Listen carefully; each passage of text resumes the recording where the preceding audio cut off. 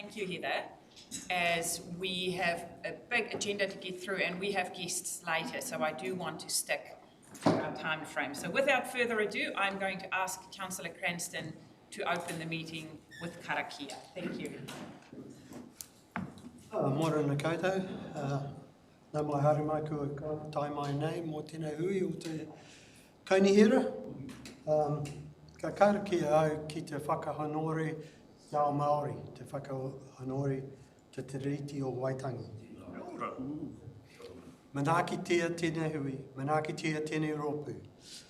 Tuku a mātou whakaro ki a mātou whānau, huri no i te motu, huri no i te ao huri.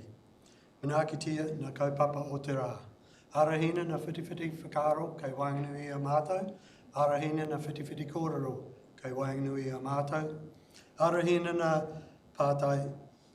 Arahina na ture nei ki a puta ai te marama. Ki hei mauri ora. Thank you for that, Councillor Cranston. So good morning to all councillors. You know that we have a massive day ahead of us. It's so big that we split it into 2 days, so we'll do the rest on the 20th. We have had huge amounts to read and still more to come. Thank you for the work and the effort you have put into it.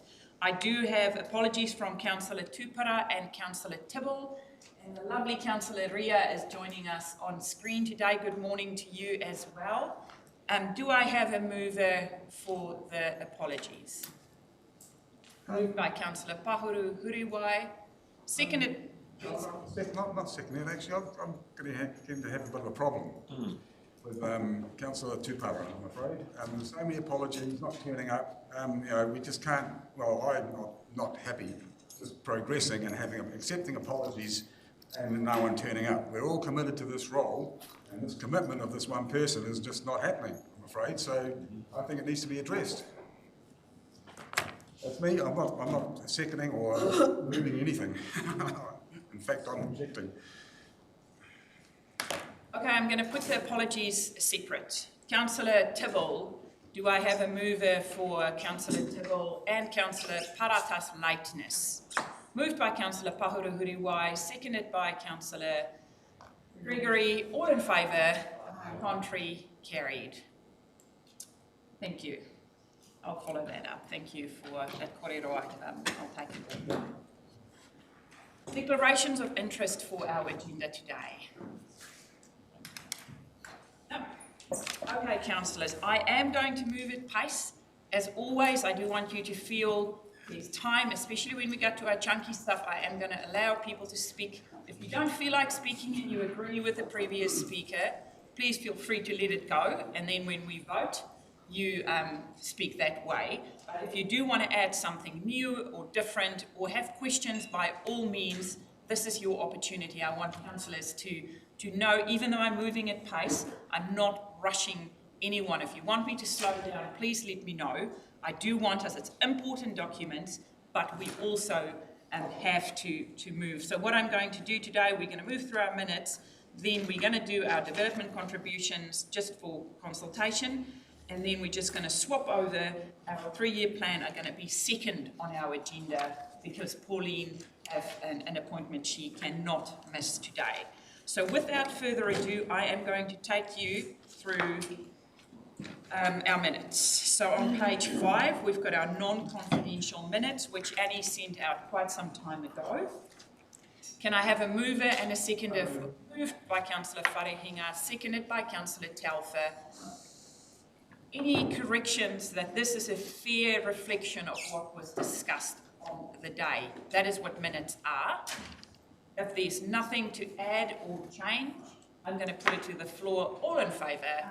Contrary, carried. Thank you for that. Then we just have on page 10, just a moving of our confidential minutes. Do I have a mover? Councillor Pahuru Huriwai, Councillor Cranston. All in favour?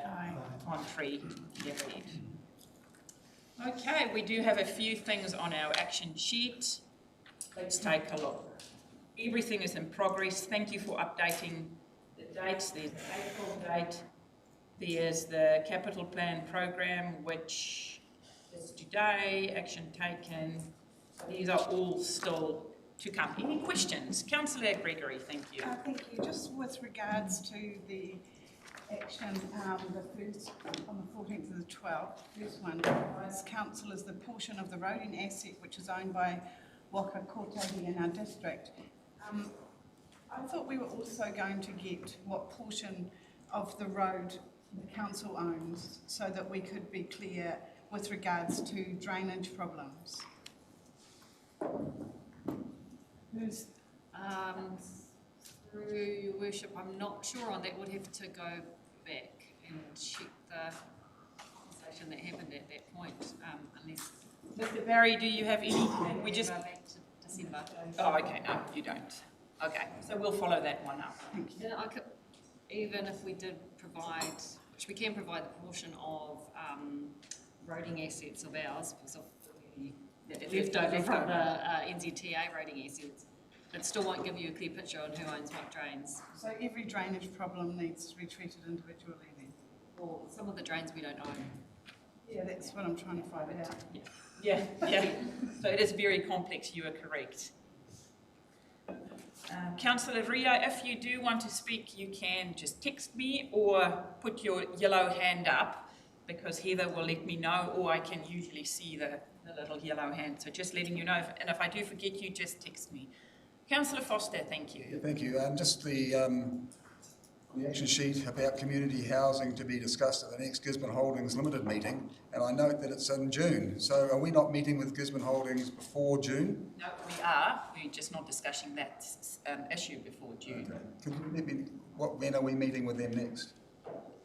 So as I understand, the chairman is coming to our meeting on the 20th next week. Yep, next week. Next week, cool. Okay, thank you. Okay, councillors, if there are no more questions in regards to our action sheet, you would see our lovely governance work plan, which I'm really enjoying seeing, because it gives us a good idea of what's coming up and what needs to be covered in order for us to comply with everything we have to do.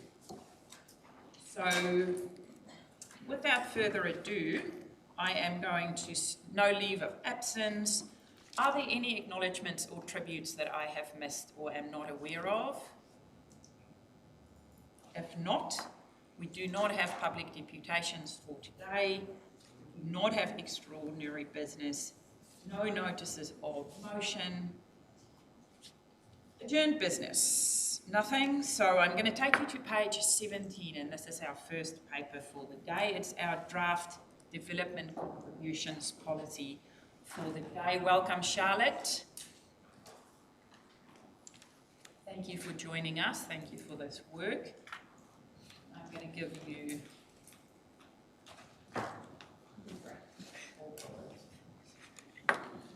So with this policy review, you'll remember post-cyclone back in, I think it was March, we presented a paper. I guess what was the intent of the review for this cycle was meant to be a more fulsome review, where we've ended up in terms of the resourcing, etc., is a very limited review, which is primarily based on updating the project costs and dollars, and therefore updating the charge.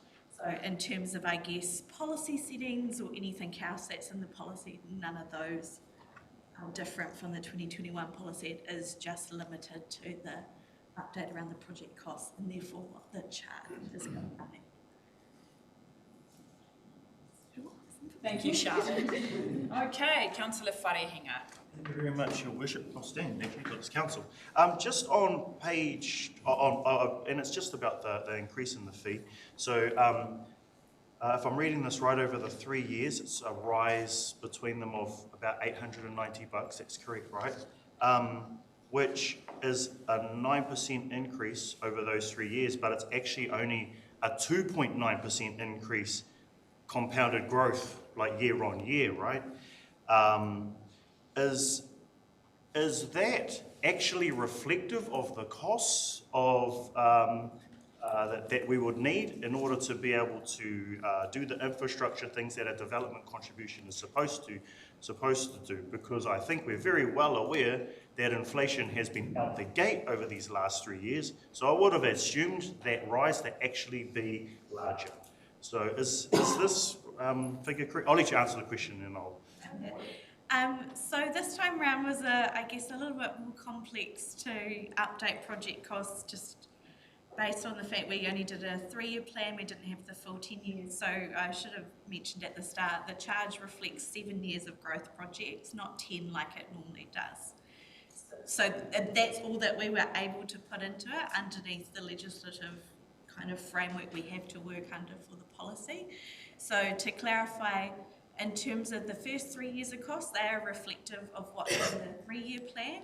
The costs from, I guess, year 4 out to 7 of the policy, we took the cost from the previous long-term plan and added the PPI construction index, which is roughly about 22%, because that's what we are allowed to do under the Act. In terms of, I guess, as a bit of an indication, if under the Act we had just been allowed to add PPI to the total cost, rather than having to do it on a project by project basis, the charge would have ended up being just over $12,000, just for some context. Okay, so... It's quite a complex regime we have to work under, unfortunately, and we did not get any special provisions or exemptions or anything under any of the orders in council to enable us to do something different. Right, so just so that I'm understanding you fully, the costs have gone up exorbitantly over these last 3 years, but due to legislation, we can only raise it this much, and this is the maximum amount that we can raise. Unless you start in your 3-year plan budget changing and giving really concrete reasons as to why projects have different growth percentages than what is in, I guess, the draft budgets and that you've looked at to date, that would be the only way that, in terms of the total cost, we would be able to change it from what it is that you see here. I'm comfortable with this draft going out, but I would also love to be able to see some kind of work in regards to that, because what the community expects strong infrastructure. When development occurs, the people putting in that development, whether it's just a homeowner subdividing, or whether it's some massive infill development or some greenfield development, the expectation is on us to be able to deliver on infrastructure, and we need the fee for our development contribution needs to accurately reflect that in today's cost. So I would really love to see that. Thank you, Ms. Knight. No further questions. Next I have Councillor Cranston and then Councillor Thompson. Thank you. Yeah, thank you. Every time this comes up, I say the same thing, and I'm disappointed that it's not addressed in this paper, and that's the differential between greenfields development and infill housing. I've always said that there should be a difference recognised between the two. When we think about development contributions, they started in 2008, so you might have a street with 50 houses in, and one person might decide to subdivide their section, put another house in, and they are paying development contribution on the basis of their road, their park, their this, their that. There is a difference. And I also think that going to the paper on FDS, the Tairāwhiti Regional Housing Steering Group, one of their statements is that we should incentivise to intensify, because intensification seems to be the way that the city, a lot of the submitters have said is the way to go.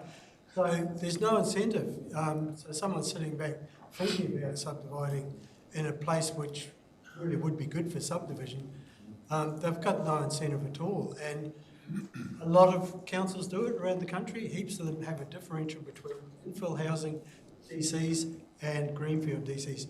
I've brought it up every time we've talked about development contributions. I'm disappointed that we haven't had a real look at it. As I mentioned in that intro, in terms of the scope of the review, initially that was in the scope, but post-Gabrielle we had to drastically change our work programs to reflect, I guess, the resources that we had to do this work. So that was the intent, and it was going to be a difference. The work associated with that is related to the catchments part of the policy provision, and it's not a small weeks of work, unfortunately. Councillor Thompson, Yeah, you have a supplementary. yeah. You can come back if you want to. Yeah, just don't like the answer. Yeah. Oh, okay. I like your honesty, Joe. Joe is going to. That's Through good. you, Your Worship, just to clarify, the reason why it was such a difficult with the resources we have is we really need the input from the asset managers, and the asset managers were busy fixing infrastructure that was broken post Cyclone Gabrielle. We couldn't expect them to then turn around and turn their minds to helping us devise a workable policy that worked for Infall and Bryce. Unfortunately, the timing was just So supplementary, are we looking at 3 years before this is looked at again?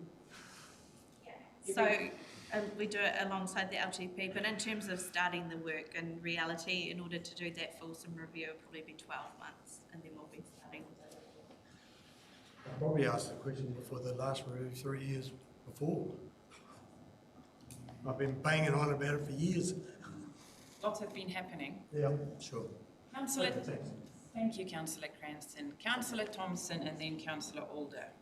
Yeah, my comments are very similar to Josh's. Yes, it's gone up about $893 over the 3 years, so 9%, 3% a year. Yeah, I'm just wondering if that's a true reflection of today's climate and today's cost, and if anything, I'd suggest that's a lot lower than it probably should be for a true reflection of costs. Well, yes, if we had 10 years of projects, we only have 7 years of projects, so we've updated the cost of the 7 years of projects into $2024 through the mechanisms that we can under the Act that we have to work under, and it is quite rigid in the development contributions policy space. So, do we not have the ability to raise that, or is that as high as it can go based on the rules, etc.? As I mentioned before, in terms of if you want, the charge is made up based on the project costs and how growth as a percentage of those project costs is allocated, so that if you wanted to look at raising the total charge, you actually have to dive back into each individual project and look at each individual project against some very robust criteria in order to justify how it's connected. So we've done what we can in terms of adding the inflation through the PPI construction index to the cost that we can add it to. We've also, I guess, in terms of changing the project costs, anything that is in the 3-year period, is those dollars are reflected and updated compared to what they were in the previous policy and the previous long-term plan and the charge and the schedule of projects. Councillor Alder and then Councillor Robinson, then Councillor Parata, Thank you. Alpha, Foster, sorry. Thank you. Firstly, 1 on 25, the graphs of revenue and accumulated reserves or whatever. Just, I mean, it's great to see that it's come into the credit and it shows that it's heading in the right direction, but the recent sudden decline in revenue actual, is that a result of decreased housing? Or is it the flood or what? That's my first question. Second question is on page... Can you just, the first comment you made, what page was that on? Page 25. Could I ask that one first? Yes, you go, Charlotte.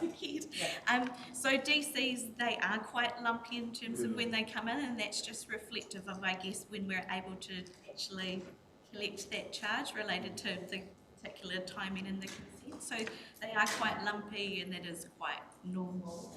In terms of trends, it makes it a bit of a nightmare to, if you're just looking at, I guess, the revenue collected aspect. Yeah. So is the revenue collected a reflection of the number of houses that have paid or have been built? Paid, yeah.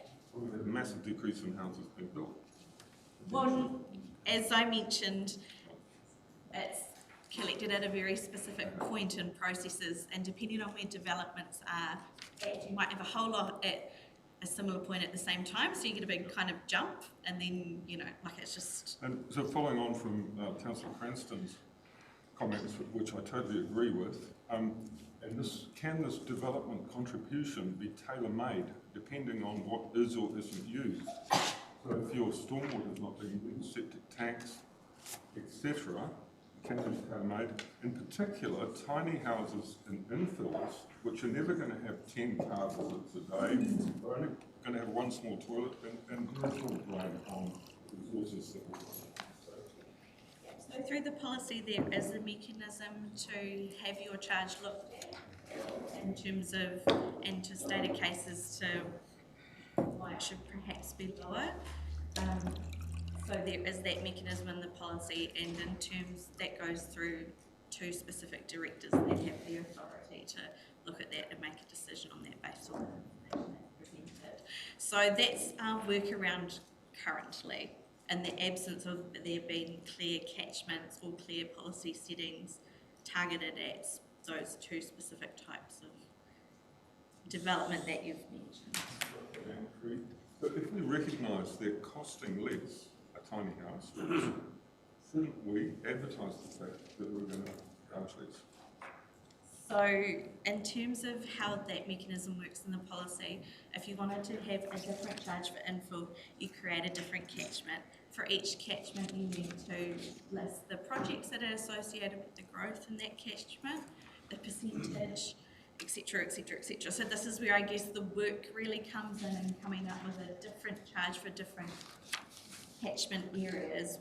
And as we've sort of mentioned, we weren't in a position to do that this time because a lot of that sits with the asset managers, because a lot of that is about that asset knowledge and where I guess that extra capacity is ending up in the network, which is why we weren't able to do it this time, unfortunately, and the intent was to do it this time. Thank you. Councillor Robinson, then Parata, Tairāwhiti, Foster. Thank you, Your Worship. So I understand fully your rationale and the limitations you have in this paper and the calculation. Are you satisfied that the 7-year infrastructure development timeframe you've spoken about is going to accurately capture the cost of the asset developments that we have signed up for? And I say that particularly in light of the FDS and all that document talks about. Has this been undercooked, overcooked, or baked just right? It's difficult to comment on that and to give I guess would just be an opinion too, because like I said, because of how restrictive the regime is that we have to work under the legislation, we could not take into account the FDS and the FDS projects at all. So we were not able to consider them because they are not if they were not in the existing 2021 long-term plan. So it is more just an opinion in response to that question rather than a technical answer. Supplementary. Supplementary. The reality would be then 3 years' time when we're out of the 3-year recovery plan and we're sort of back to a more normalised long-term plan and at a point where we can be looking at some of these major infrastructure investments, we will be reassessing this based upon those projected 10-year or 7-year projects. Yeah. 30-year. 30-year. Good assessment. So you can go up to Right, end of debate. Move the paper, Your Worship. Thank you. I'm going to pass over to Councillor Parata. Morena tātou, my apologies for being late and missing the very beginning of this conversation. I did just have a couple of questions, and I think one is to, I suppose, is to the writers of the I asked that we try to limit the acronyms. It makes it very difficult as somebody who's not immersed in the writing of this particular policy to follow what's being said, even when the acronym is described in the beginning, when a document is 40, 50, 60, 100 pages long, it's very challenging to contextualise that. So I asked, please, that regardless of whether the document is internal or external, that we make an effort to write the whole word for people like me. Secondly, I just had a range of questions. One is about the necessity. My first question being, why are we reading this if the review isn't happening till 2027? But I understand that that question has already been answered. Yeah. Okay, ignore that for me then. The other question I really had was, I understand that development contributions is important in terms of trying to move forward and collect revenue, but I wonder if that will challenge development in our region and stop people from wanting to develop and invest in our space. Can you answer that? So in terms of relativity, in terms of DC charges, and I think we presented some information on that in the paper in March last year, but happy to recirculate it. In terms of, I guess, comparison to other regions, our DCs are not very high. I do understand that. And there's arguments, but I guess the key thing with regards to why we have development contributions is this council strategic direction is around growth pays for growth. So if growth are not paying for a portion of the infrastructure as per, I guess, the mechanism that we use under this policy, then that then goes back into the ratepayers portion to pay. So in terms of, that's kind of what you're balancing in terms of how you're funding your infrastructure. And in terms of whether it turns people off developing in our region, we haven't done any. I think that's really important to understand, mostly because perhaps if we look at the comparison between ourselves and regions like us, it seems like we make far less and have far less to offer. And the idea of wanting to present ourselves as being a place that wants that kind of development, which I'm sure we do, I think that the development contribution policy should reflect that desire for us to grow, but knowing also that we don't want to lock our own selves out of development because of the contribution, is kind of what I'm saying. And I don't expect an answer to that, it's just a comment. There was just one concern, or maybe I'm seeking clarity.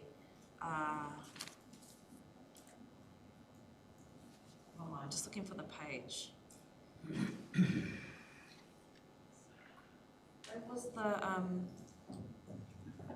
was the notes about whenua. It was giving me Raupatu whenua vibes.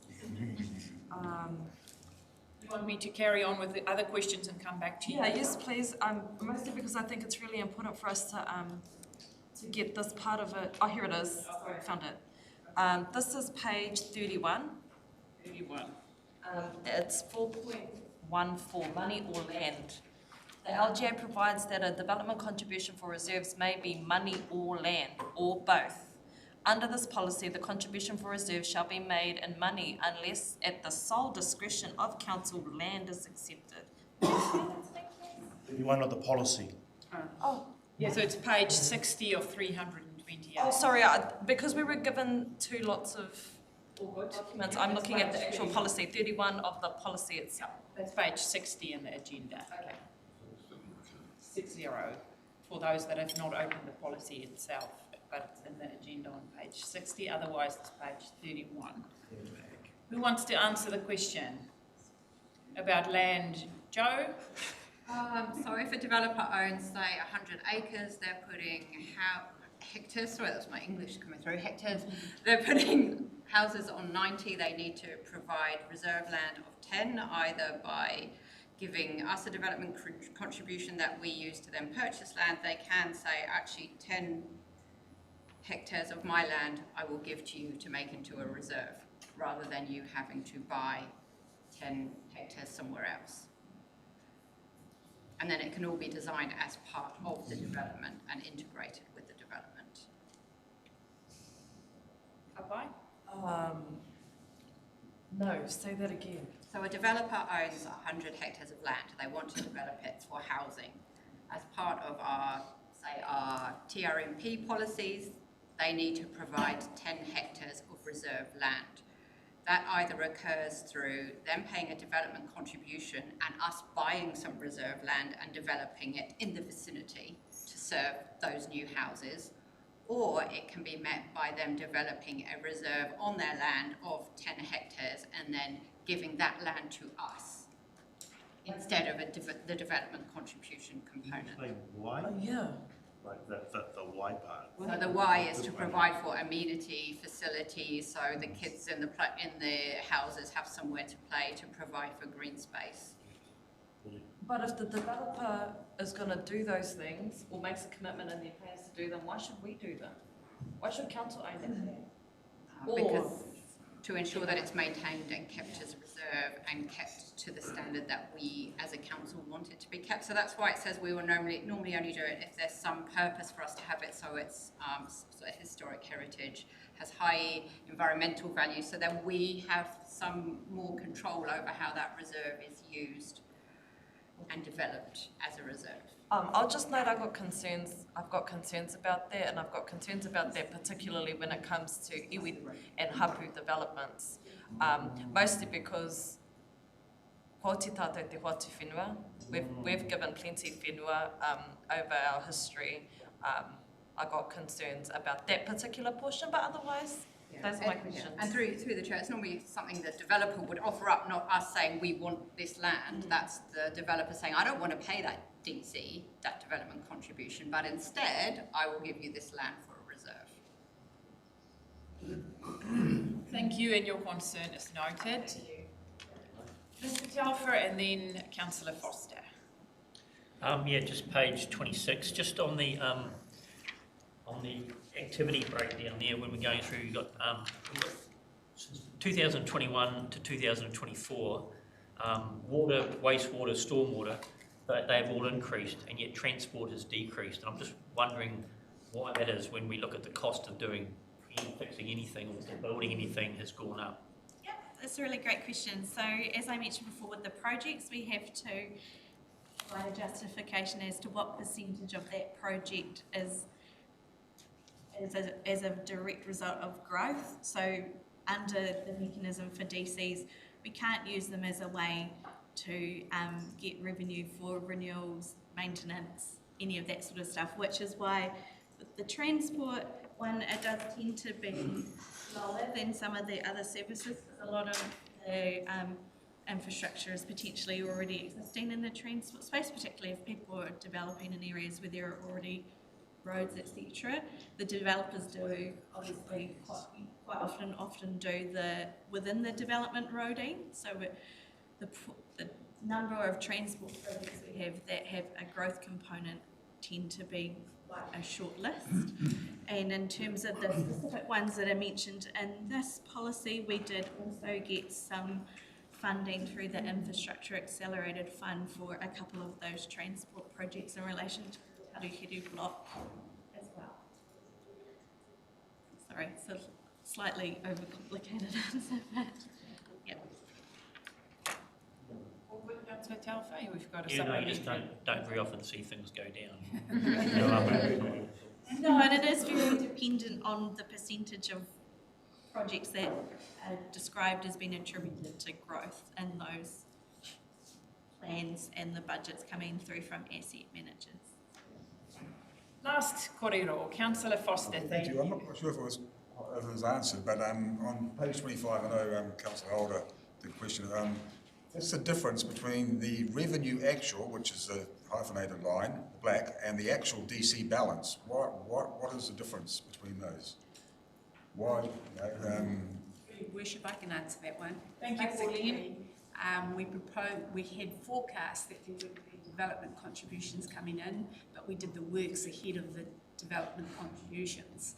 And so basically it's a timing issue, as Charlotte says, but when you go out to forecast, you take into account those deficits, and then you say, well, we actually have to increase more if we didn't get those in. So it's really a timing issue. We forecast that we would have those more developments coming through to actually feed into the reserves, but it was lower.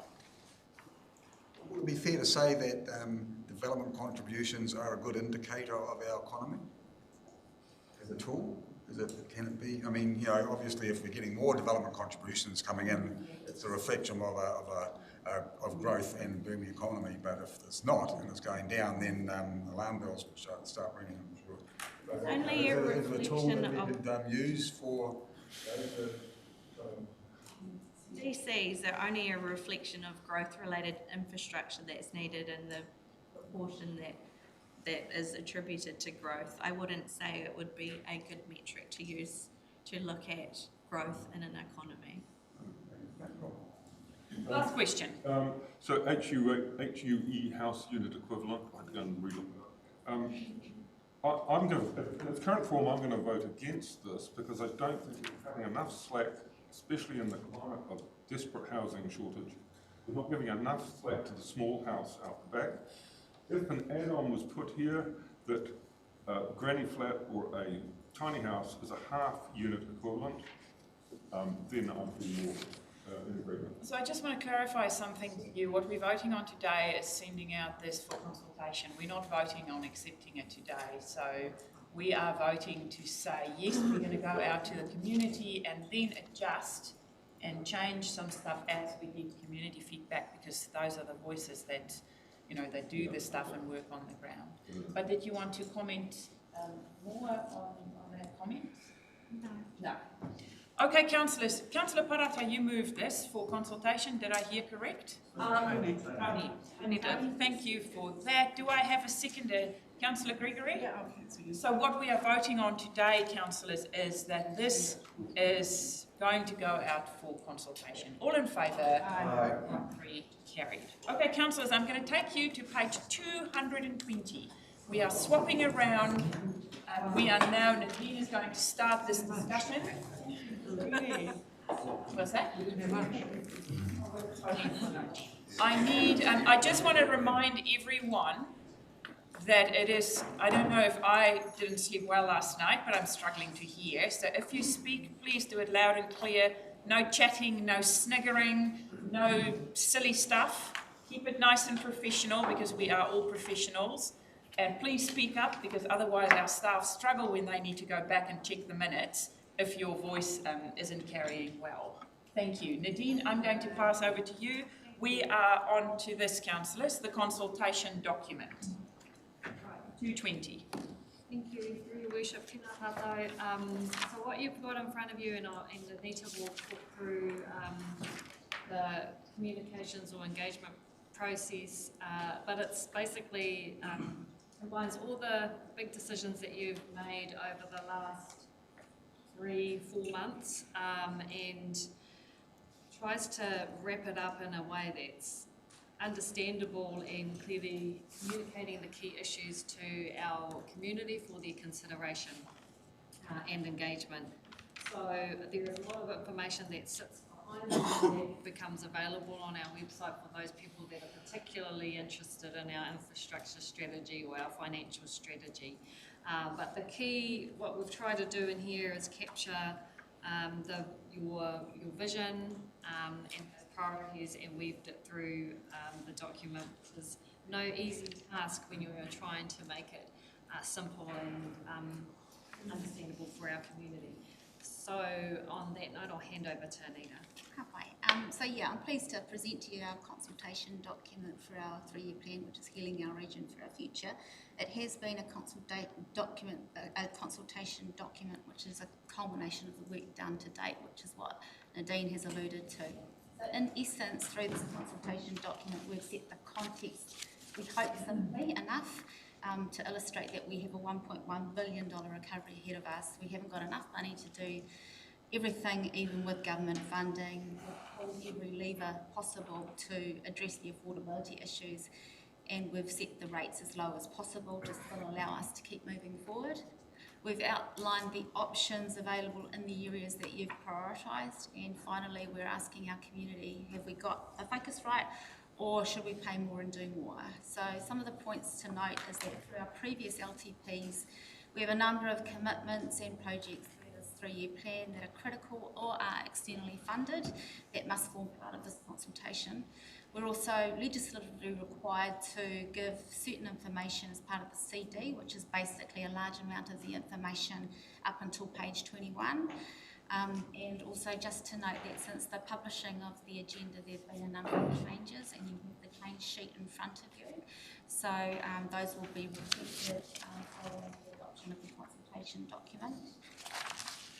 And any sort of changes that you come up with today will also be reflected. But before we go to is the actual consultation process and engagement. I'd like to get your feedback on CD. Okay, Councillor, we're just going to start on that side. Keep it nice, short and brief, because we have discussed all of the information in here before, so it is, what are we going to take out to our community? I just note, Councillor, looking through the change sheets are material, the grammatical changes primarily and just tweaks to wording, so yeah.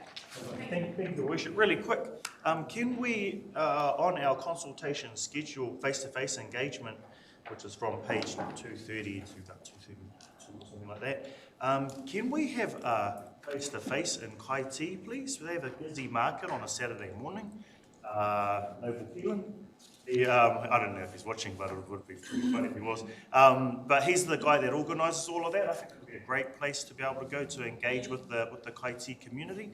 More than happy to put my hand up to also be there as well. That's me. Councillor Parata. I really want to just acknowledge staff for responding to the council in lots of our directions. I can see that in this consultation document. I'm personally really proud of it, to be honest. That when I went through it, I thought about who might be able to understand this information.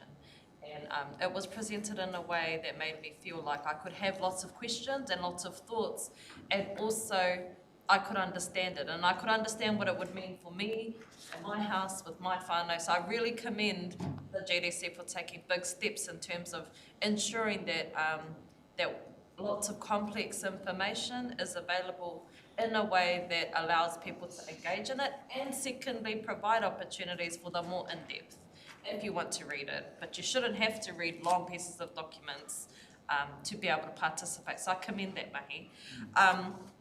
Outside of that, I really think that the inclusion of the engagement plan and engagement outline is awesome. It looks like a layered communications approach.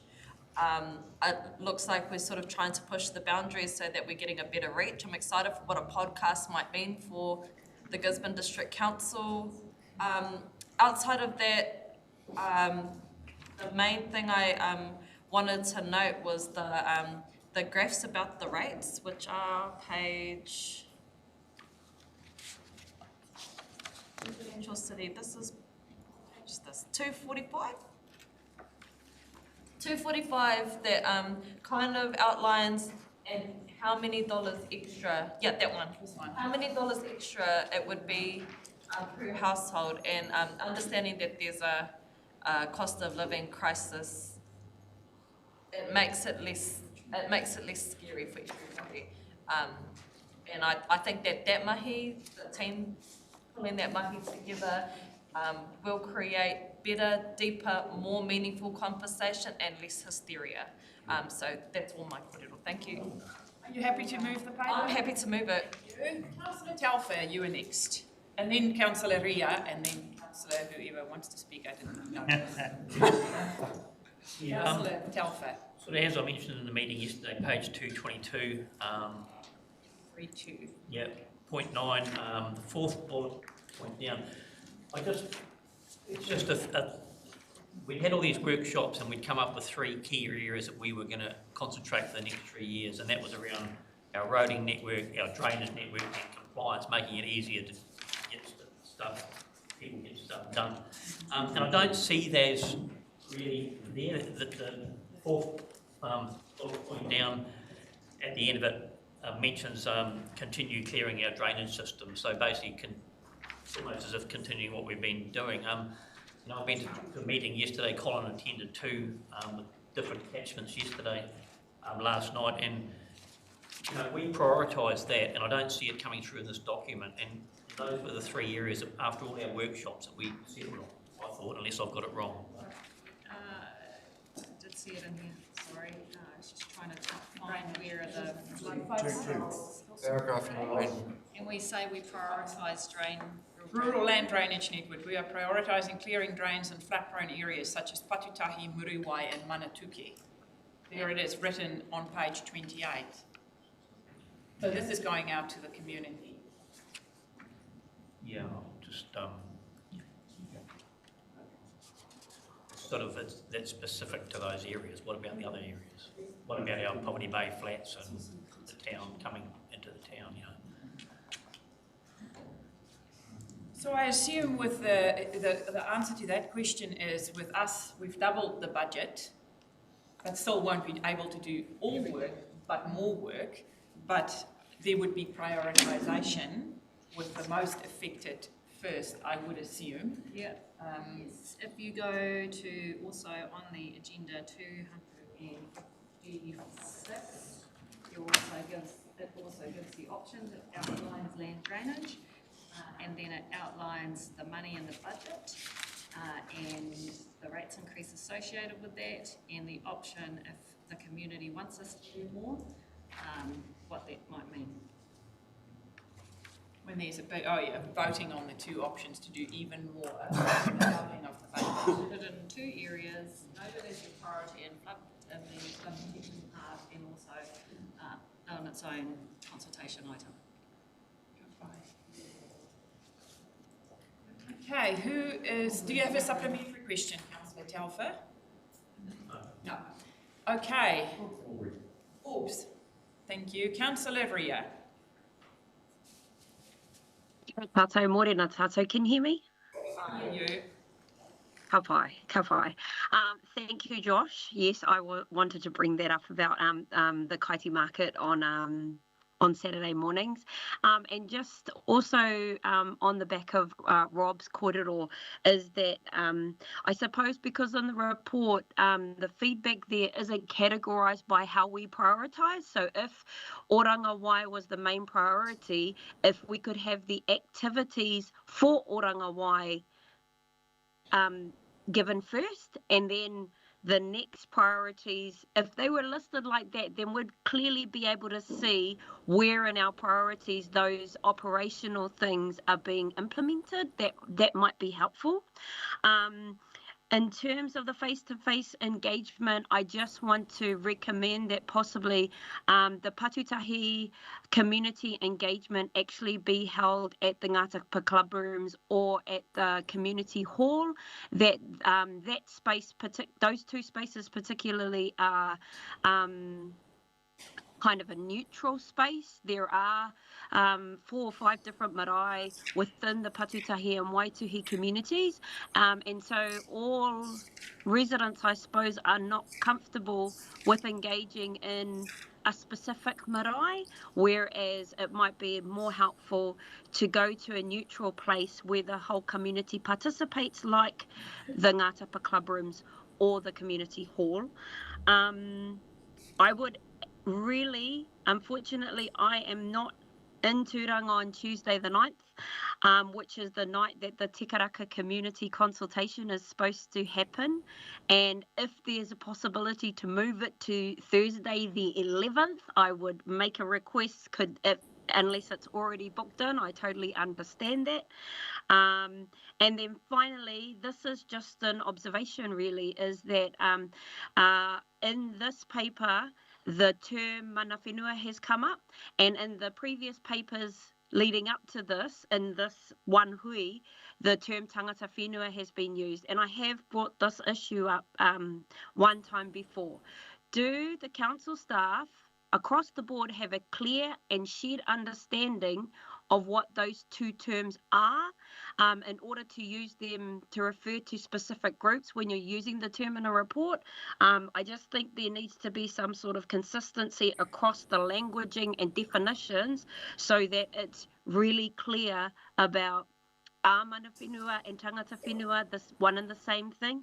Are they two specific groups?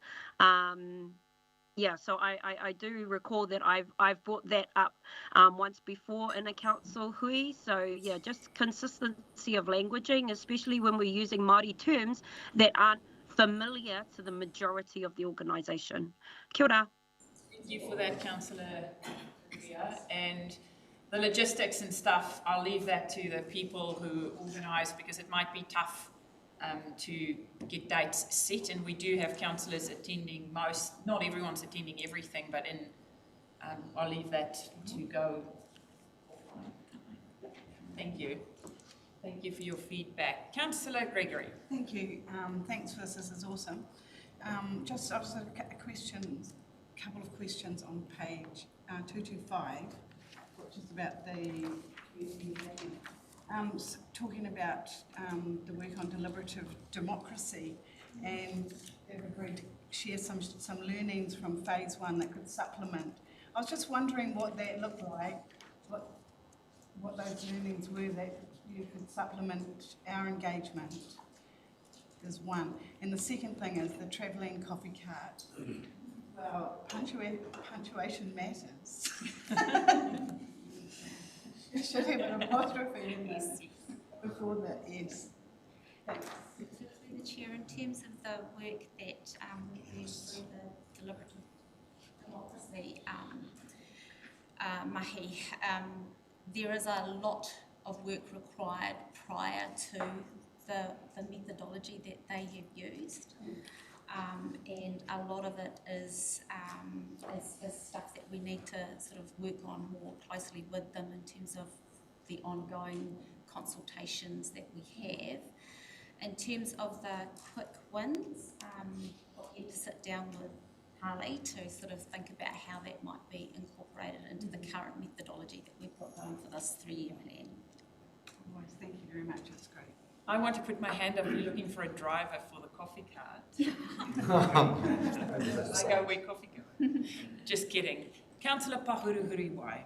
If the coffee cart's going up to 35, it better have more than a single axle. But thank you. I want to total for Councillor Parata's mahi to the staff for the presentation of the plan. I think it is really manageable and readable, and I hope our whānau will respond well to it in terms of being able to provide good feedback.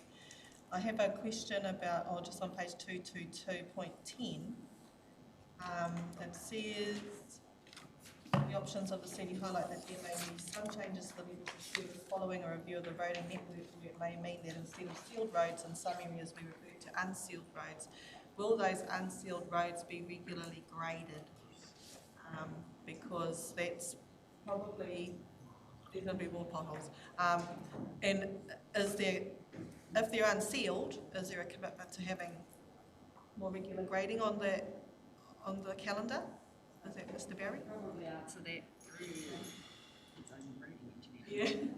through your worship. So that particular item, decisions will be made around any maintenance or any future continued maintenance of the roading network once that's been done. So I won't go, so that your question now probably relates more to the current situation. The piece that we're referring to in the CD is the strategic network review around at what levels will we be maintaining particular roads. Thank you. And also just in regards to the engagement, how is the rangatahi voice being brought through or captured? I remember Aubrey at the last meeting, she had suggested around the liquor stuff, but having a QR code and bucks and stuff that people could scan and have the voice. Have we put any thought into how we engage rangatahi more in this process? I'm talking 16 to 24-year-olds. Question. Yeah. I suppose through the chair, in the previous LTPs, I think we went back to the WTF days, we had a youth council that was actively engaged in terms of getting out and finding the voice of rangatahi. We are trying various things to scoop up the rangatahi, but we're hoping that with your feedback and engagement that we could potentially address that through the current plan that we have. Thank you. But yeah, just congratulations on the design. I think it's great. And as Councillor Parata talked about the rates, especially, that was something that I was interested in seeing how you were going to portray that to make it help our whānau understand the differences and how rating works with especially urban and rural. So yeah, thank you for that, and for the change in the colour palette, much easier to unlock. So just a process question, just to remind everyone, because you moved the paper, Councillor Parata, right at the end, you have a right of reply. just for all councillors, seconded by Councillor Pahuru, just to remind everyone that if you speak, but you are the mover, at the end of discussion, and you can say no thank you to it. I don't always offer it, but there will be an opportunity just to wrap it up. Any more questions? Otherwise, I'm going to comment. Councillor Cranston. Yeah, I had concerns with 222.10 as well. What page? 222. So it's probably just a wording thing. Revert means go back to.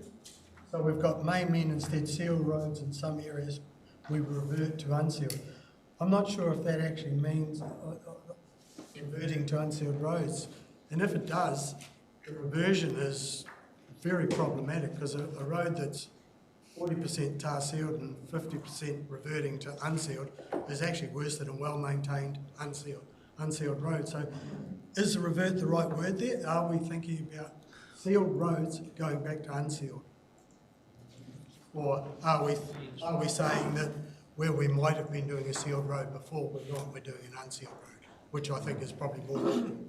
Yeah, and I think it was for simplicity, so there's probably whole other variations in between. You might have sealed roads that we might then, depending on the type of seal, we might chip seal more than others. So I think what we're trying to capture there is the concept rather than all the specific details that goes with that. I'm not sure if that's specifically word for word in our CD. But we'll just have a check. Yeah, I just concerned that someone might read revert and think, oh, I've got a sealed road and I'm going to have an unsealed road. Yeah. Great. Thank you. Okay, we're going to go to our mover, Councillor Parata. You have a right of reply. Thank you.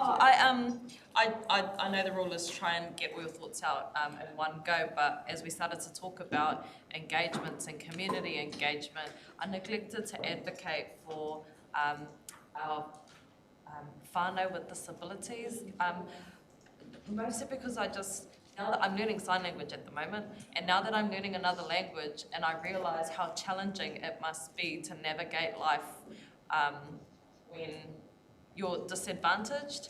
I don't have an answer for how we engage in that space. I asked that the council come up with some ideas to consider how we might engage in a way that they can participate in, so we get their voices about how our decisions potentially affect a community who is already more vulnerable than everybody else. And the same for our Pacifica whānau, who are not always native English speakers, that they too might find big public meetings, challenging spaces to navigate, is all I'm saying. I don't have any answers or any direction for that. I ask only that council put a little bit of time into considering, even if it's at a smaller, more intimate scale, how those voices may be captured as part of this process. That's it. Thank you. Thank you. So, councillors, just before I put it to the table, I've just discussed with Nadine the concerns raised by Councillor Cranston, the 222 stuff, where the wording should probably in the document say this about the roading.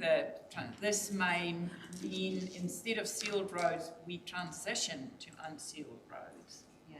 For some roads. For some roads. For some roads. Like that. Well, yeah. So they will. Well, councillors, it is fantastic. Thank you for your feedback. I have a mover in Councillor Parata. I have a seconder in Councillor Pahuru.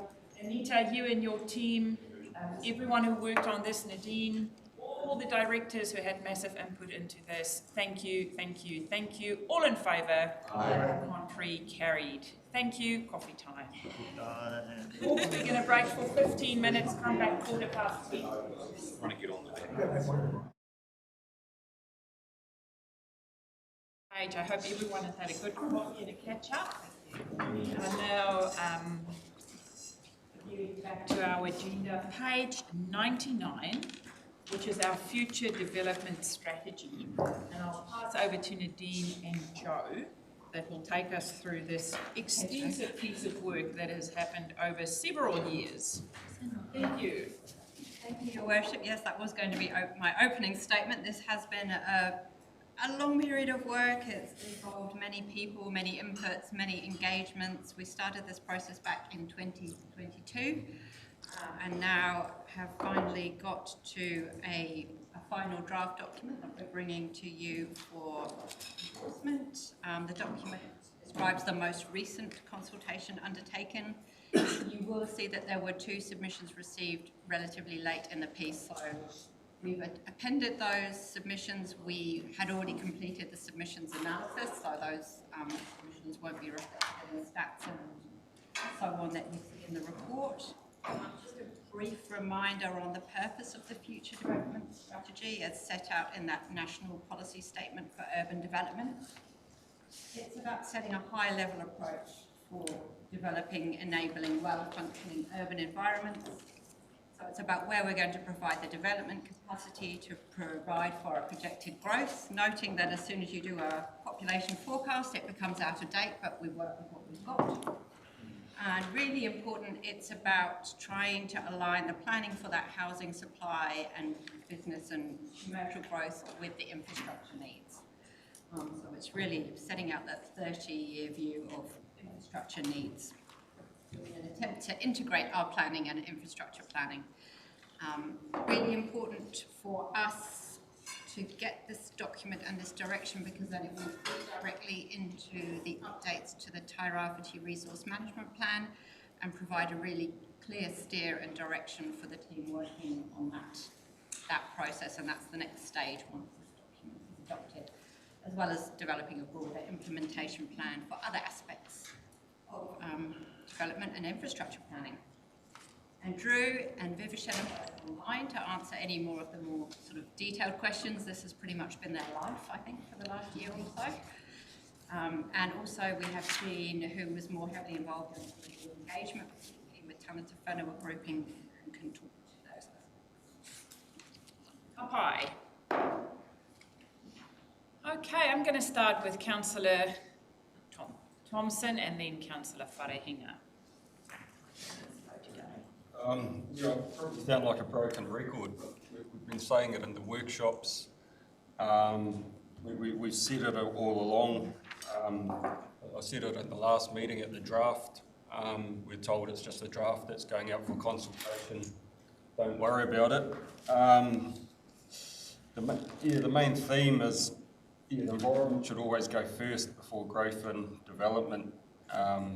Kaiti needs massive infrastructure before any intensification can happen. You've got comments like stop polluting the waterways and ocean with sewage waste when we have extreme weather events.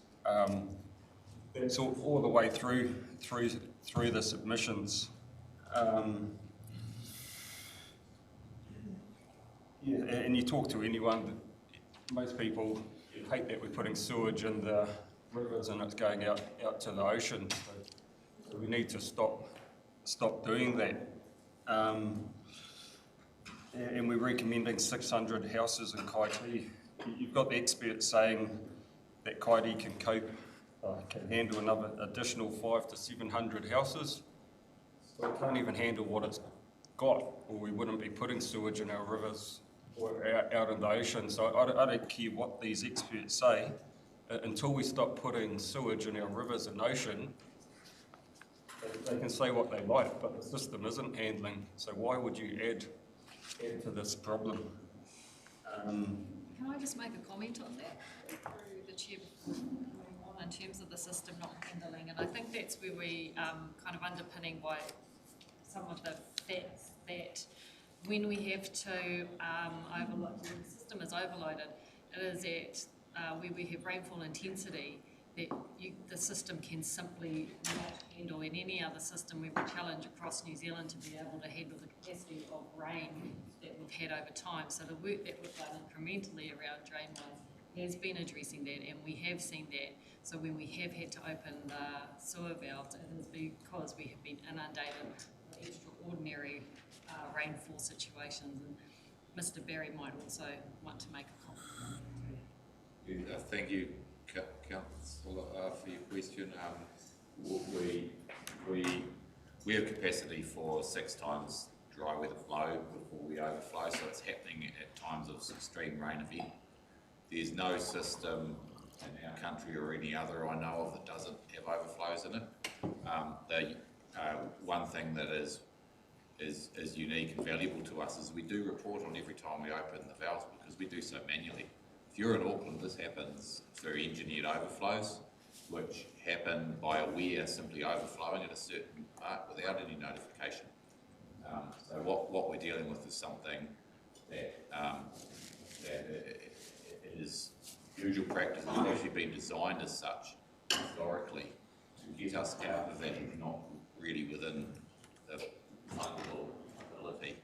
We have been improving that and our efficiency there, and that's where we'd like to continue to aim at. But eliminating it in total, in my view, it's not possible. My understanding, it's only the Kaiti system that we're releasing. All the other systems are handling. So, and my understanding is because it's old infrastructure, the water's coming into the pipes.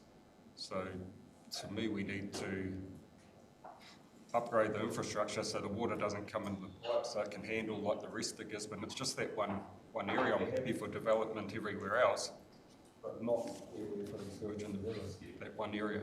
We've taken it as the most sensitive area, and it's identified as one where we may require a large investment intervention to move, to create more capacity in that existing system. The system still remains valuable for what it does, understood as it is the most sensitive area in our network, that's correct, and it's sensitive at the point of the bridges. I note on page 179, it looks like it's been moved from medium term to short term, 12 million for pump station and raising main. I'm just, how confident are you that this will fix the problem? To what extent will this fix the problem? That would create a lot of headroom within that system to continue operating and provide for a lot more capacity in that area. I'm very confident if that system was built that would alleviate. It wouldn't eliminate, it would alleviate. You can always get larger events. We had more last year. High groundwaters are contributing to it as well.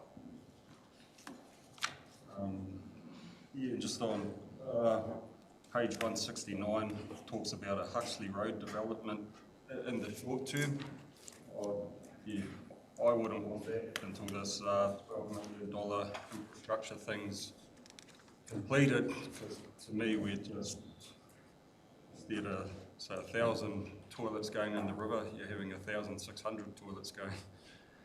Your Worship, just to note that if developments occur before the infrastructure is in place, then the developers are required to manage on site. So they might have holding tanks, for example, that mean they're not overloading the system when it's already at peak capacity. So that's how those issues are worked through if developers do, or multi-led housing does want to occur before that infrastructure. Yes, I'm just on happy for development everywhere. Where else? I'm just not happy for development in Kaiti purely on environmental reasons, and what every other submissions sort of backed up what we've been saying from our first workshop. Second point, in terms of these Kāinga Ora duplex housing, yeah, we weren't a fan of them in the workshops. Yeah, we're told this is just a draft that's going out for consultation. Consultation has said the same thing, what we are saying, that they're not a fan of these duplex type houses going up. I don't think development should drop the value of your property.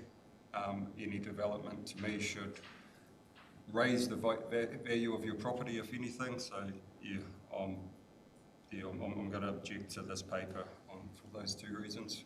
I don't want to be seen while you approve this paper, so yeah, you're the reason this has gone ahead. Thank you, Councillor Wharehinga. Thank you very much, Your Worship. I too am standing up on behalf of Kaiti. You know, I used to roll around these streets of Kaiti as a rangatahi. It's where I chose to raise my kids. We're all proud to be from Gisborne. We're all proud to be from this region. I'm very proud to be from Kaiti. Number one, after reading, you're right, it's been a long time, and after reading lots and lots of these documents, I really don't like the word intensification. You know, I do note that we've defined it in the glossary in our documents, the technical use of the word, but to us in Kaiti, the definition of that word is not by what's written in our council papers. The definition of intensification is defined by what my community sees. And what does my community see? The Kaiti community's perception of the word intensifications means 5 3-story buildings right on Nan's fence. Intensification means someone from up high now being able to look down into Auntie's backyard. Kaiti doesn't want those kinds of homes springing up in an ad hoc fashion. A few of us have said that in this room, as Councillor Thompson has alluded to. This document does use other words as well, words like master plan, words like priority infrastructure. Us here at this table of power are very well aware of what those terms have been defined as, or are enfranchised enough to figure it out. But you go down to Belfast, Cres, and you knock on my uncle Mandrake's door, I can guarantee you the words that we're using won't mean the same thing to him. This is too widely to our council staff. I need you to realise how much power you have in putting these words on these papers. Just take a second, like just a beat, and just understand the implication of the power in everyday Kaititians' lives. The power of your words, the power of you defining the time frames, the power of defining, the power of the words you talk and the words you write. I'm very nervous to support this paper. In fact, I considered moving to not adopt the future development strategy straight away, which is huge. The gravity of that is not lost on me. It would be the first time I've ever done that in my four terms in council. But I considered it now because in my hood's experience, our words don't have the same power as your words. When we speak truth to power, power hasn't listened. And I'm not talking about the makeup of this table or the whānau that are sitting at these as staff at the moment. I'm talking about the enduring power that remains in this organisation, regardless of who sits at this table. I'm very, actually, so please listen. Kaiti doesn't want intensification by how Kaiti understands it with our eyes, which is why it is so hard to support this paper. Kaiti does want extra homes to house whānau. Kaiti does want that. Kaiti wants a range of homes to suit all of us. Kaiti wants a wider range of businesses to service our community. Kaiti wants all of our kids, current and future, to be able to cross Wainui Road safely, to go to school and go home. Kaiti doesn't want sewage in the river. Kaiti wants those things being written by this place into powerful words on powerful pieces of paper to reflect those things. Kaiti also wants it to understand its power too when you engage and when you write things about it in documents. Because while I stand here and look, I trust your integrity as staff and I trust your integrity as councillors. I admire all the hard work. But in 3 years' time, you might not be sitting there, I might not be standing here, but the words will still be here. The decision we make will still be here. And so will the power. So that's Kaiti's kōrero. Deputy Mayor Wharehinga's kōrero in regards to this is, can we please stop using the word intensification? Can we have financial prioritisation of Kaiti-based intervention infrastructure, roading, walking, cycling, Kaiti pump station, the rising main. For me, in order to support this paper, I need assurances that the Kaiti master plan will be done in a year.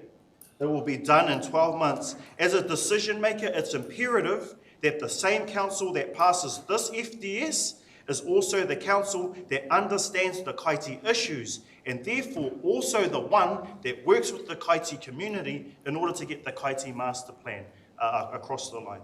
So in regards to those last three deputy mayoral points, are there any responses before I take my seat? Through you, Chair. Firstly, the team is saying, yes, Kaiti master plan, we can bring something back within the year. Natural disasters notwithstanding. In terms of the infrastructure, you'll see, you may have picked it up, you may not have done, in the development contributions policy, the Kaiti pump station and rising water main is listed in that, so that shows you that it is in the budgets, in the forecasts, I believe starting from 2027. But the development contributions we're collecting now from throughout the catchment, which is wider than just Kaiti, will go towards that. So yes, definitely infrastructure is being funded and planned for. Can we also consider different kinds of languaging, specifically around the intensification stuff? We use it a lot here, used a lot in the documents, but like I've said, it means something different to the whānau in the community. So one thing I forgot, one of the other actions planned for the near term, so within a year, is that housing development guide, which is intended to show what we mean. So instead of talking about intensification, actually show what we mean and what we think it could look like, and discuss that with the community. Thank you very much. I've had a lot of engagement in regards to this, specifically from my community of Kaiti. Still a lot of nervousness out there. Therefore, I'm really nervous in regards to where we go to forward. Again, I just want to reiterate, trust the people here. It's the next iteration and the iteration after that. This decision we make is enduring. The people around here aren't so much. Thank you. Okay, I've got Councillor Ria next, then Councillor Parata, and then Councillor Robinson. Thank you, Worship. Kia ora tātou. So I also want to support both Councillor Thompson's and Councillor Wharehinga's views that they've just put across the table. I think in terms of Councillor Thompson's concern around sewage being pumped into our awa and out into our bay, I suppose after hearing the feedback to Councillor Thompson's pātai, I was really wanting to know, does this plan get us closer to not doing that, to not pumping sewage? I know that that can't happen every single time, but we talked about, when it's dry, the system works. But over the last 2 years, it hasn't been dry. So where is our planning for the worst case scenario where it's actually wet, so that we don't have to continue to pump that water and that sewage into our rivers and our moana? I'll stop there just in case anyone wants to reply to that. If not, I'll carry on. Mr. Barry, did you want to reply to that? Just about wet water inundation of the system. Yes, in answer to that, I would say yes, the pump station and a rising main would be a solution. The sewage we're talking about doesn't constitute volume of water that's causing the floods, so that's always stormwater. From drain-wise, a rough estimate of what a single connected downpipe does is the equivalent of 50 homes. So the war here is really on stormwater getting into the wastewater rather than concentrating on the wastewater. The amounts that come out of each individual property seem to be quite modest in terms of what's causing the capacity issues. But what over time does is your network gets larger and it obtains more leaks, maybe more illegal connections, maybe all sorts of other things we want to get rid of. That's what's sort of driving the challenges which puts the water out. We're not forcibly pumping it out either, it's simply flowing by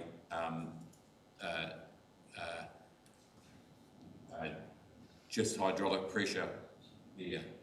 It's not flowing it out. If it doesn't go there, it'll pop manholes and be in our streets. The water has to go somewhere. When it does so, it is in its most dilute form as well. So that's something else worth commenting. You're not getting strong sewage coming out. You're getting an awful lot of stormwater off streets. So that's all I can say, really. Kia ora. Thank you for your reply. And then on to what Councillor Wharehinga has just talked about. So I recognise that in the FDS, it's focus on infrastructure, and then a comment also that that new homes are preferably within a 15-minute walk or cycle of shops and services, basically, educational services. But I think that there needs to be further considerations made by the council when considering the intensification, and it's no mention of service. So, for example, in the Kaiti area, all kohanga and all preschool are full to capacity right now. They have waiting lists for up to 12 months. There is 22 educational providers in total. There's 1 supermarket, 2 doctors, 1 chemist, and no banks to service 12,000 residents in the city. We know that predominantly the housing within Kaiti are or will be rental service housing. We also know that the residents who will take up those rentals are Māori families. So if more Māori families are coming into that community, how do they access service where there are no preschool services available in Kaiti for those families to send their children? And so do new families in the area, where do they go to receive service in the area of Kaiti when it struggles to sustain the current population? So I think that service and access to service and service providing within the Kaiti area is a huge area that's been overlooked. So that I do support that, even though our recommendations is that the infrastructure is good for 600 houses. I note that in the replies from submissions made by both Te Runanga o Ngāti Pro and Rongo Whakaata have also, and members of the public, have addressed these same issues that both myself, Councillor Thompson and Councillor Wharehinga are conversating about at this table right now. So it is definitely an indication that we're not just a small group that have these major concerns about Kaiti. I support all of the kōrero that Councillor Wharehinga has said in regards to Kaiti, and I don't need to rehash that. He's put it really well. So I really need service to be considered for 600 homes in the Kaiti area. Any response to that before I continue? So that, through your chair, that was part of the master planning exercise, and also I would say that providing some kind of clear strategic direction, and then on top of that the more detailed master plan, provides a lot more certainty for investors in terms of, oh, do I put a new childcare centre here or not? Without any more strategic document, people are just guessing. Just in terms of the feedback specifically for the FDS, I note in the report that Council has an obligation through the FDS to engage with hapu and iwi, but I also note that the engagement hasn't happened at hapu level.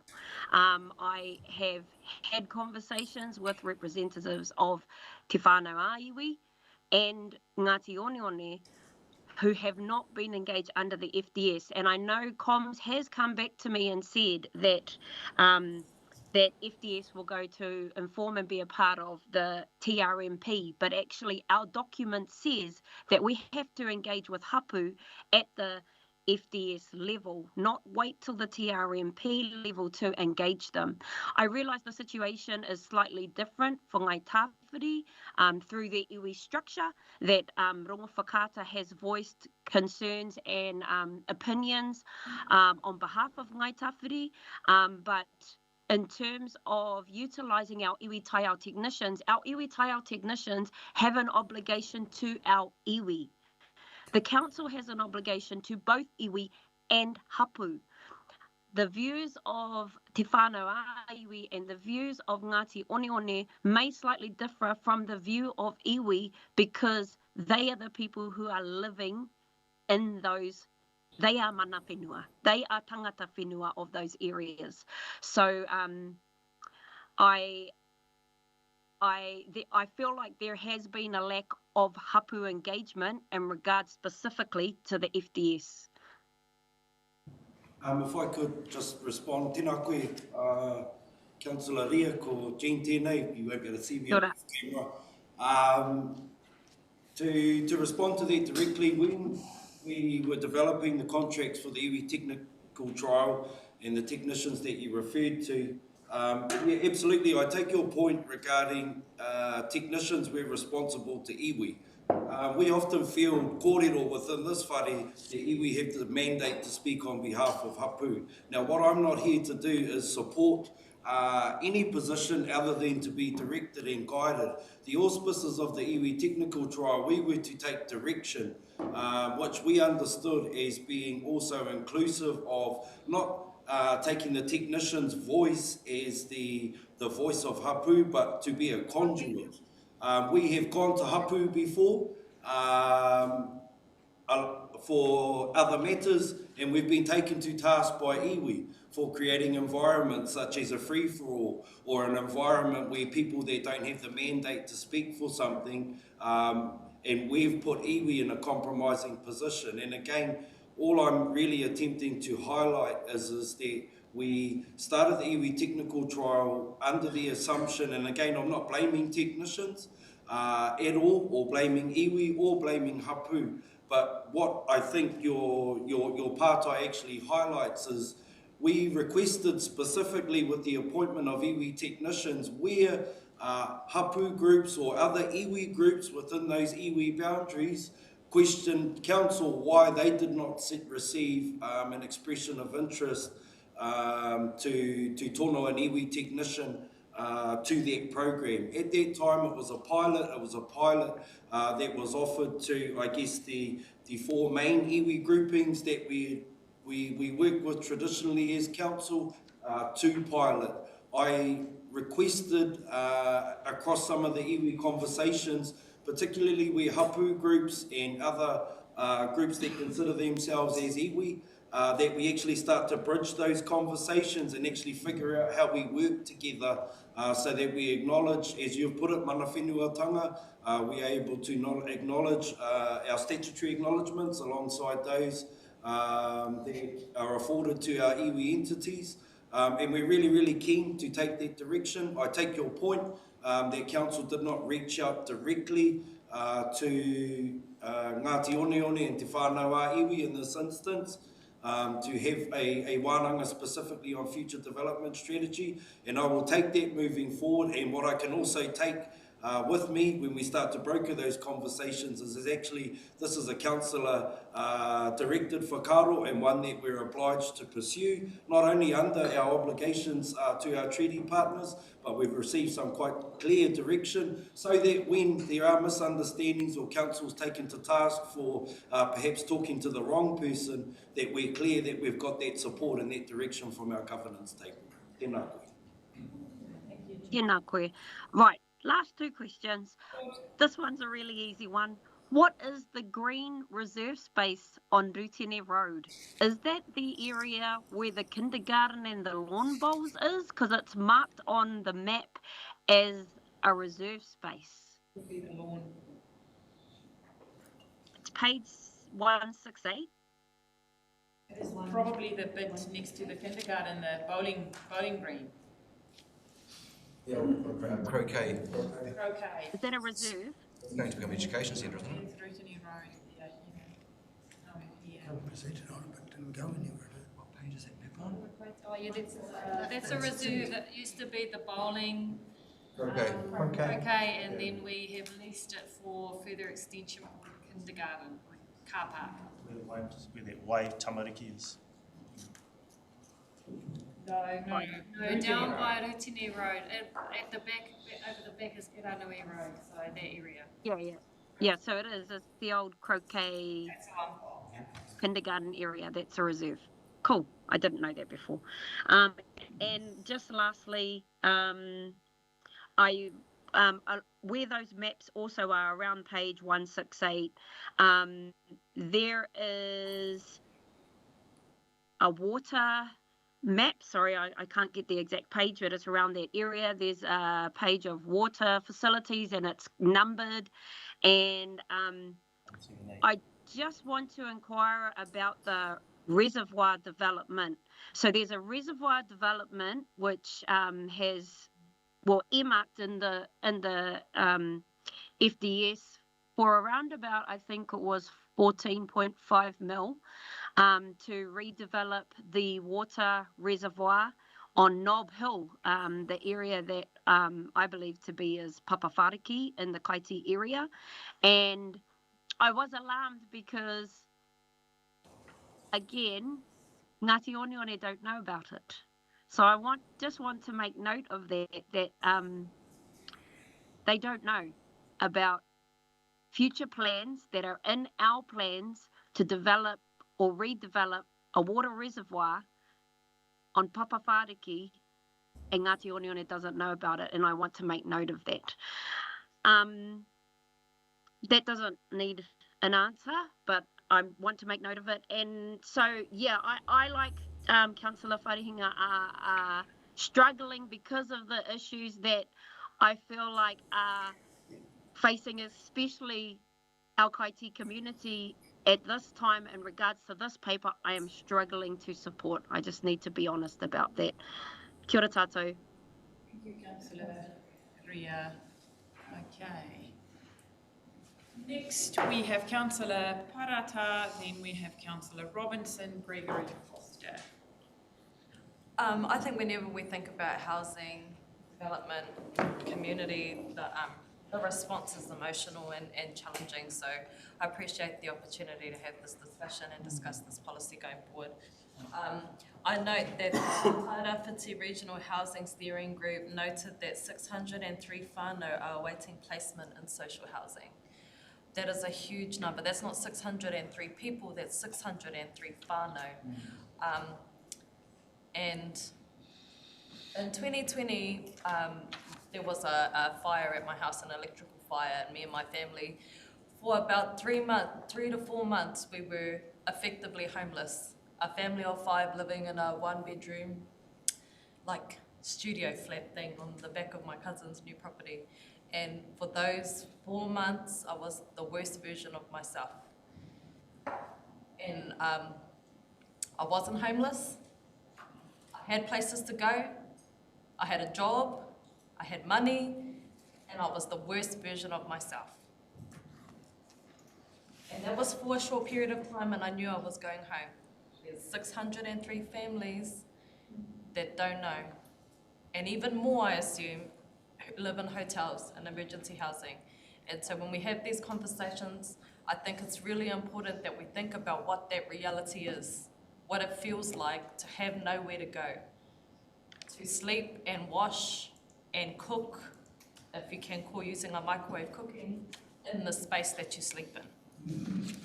So I just wanted to set that context going forward. The submissions that we received, I really took time to read those and to feel what was being said.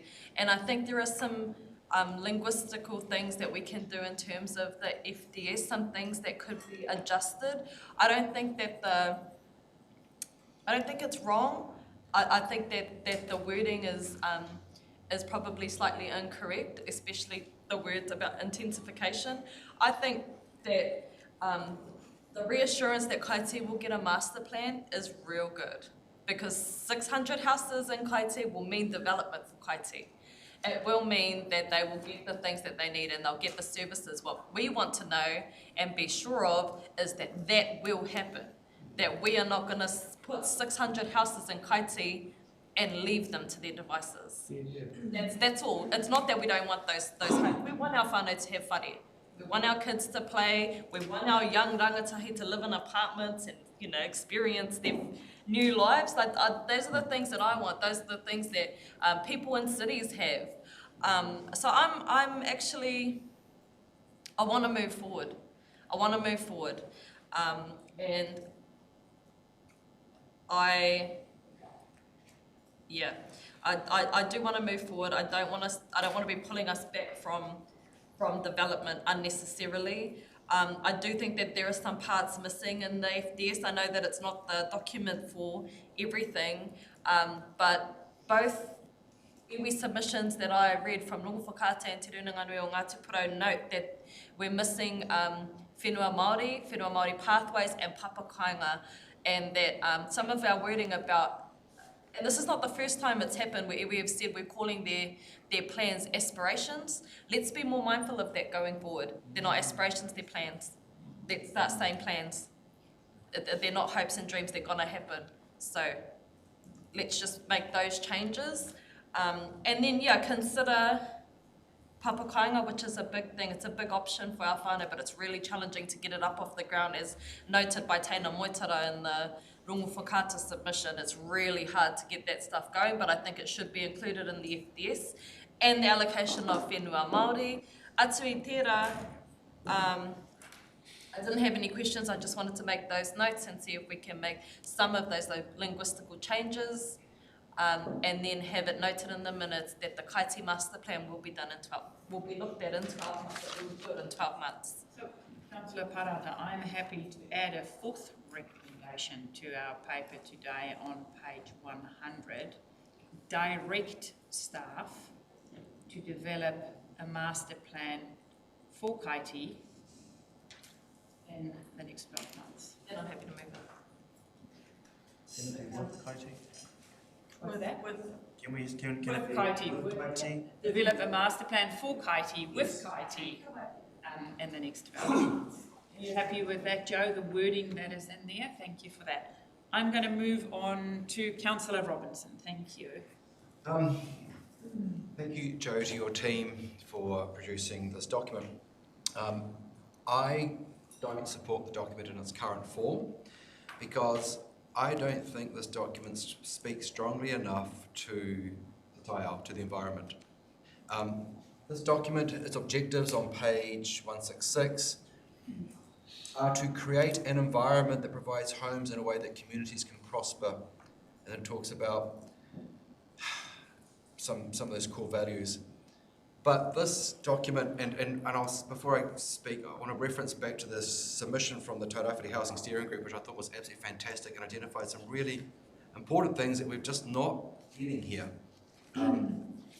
This document, in my view, with a 30-year lifespan, going to be the overriding guide to how we're going to develop communities, not just housing, how we're going to develop communities in Tairāwhiti, should have a massive, should use strong language around climate change, green housing, environmental, sustainability. Those terms simply are only just touched on here, and they're not core tenets or core pillars of this document, and they need to be core pillars of this document. This council's undertaken to meet certain environmental standards, and we should be trying to achieve that at this level with this document. So when I read, on page 167, the bullet point, the top bullet point on the right-hand column, opportunities for intensified rural residentials, existing rural housing. There's nothing in this about inputting houses that have a greenhouses, zero emission houses, responsible houses, environmentally responsible houses. But we should put this language in here. This should be what, because Joe, at this outset you said this will provide a clear steer on the TRMP. This document will provide a clear steer on the TRMP.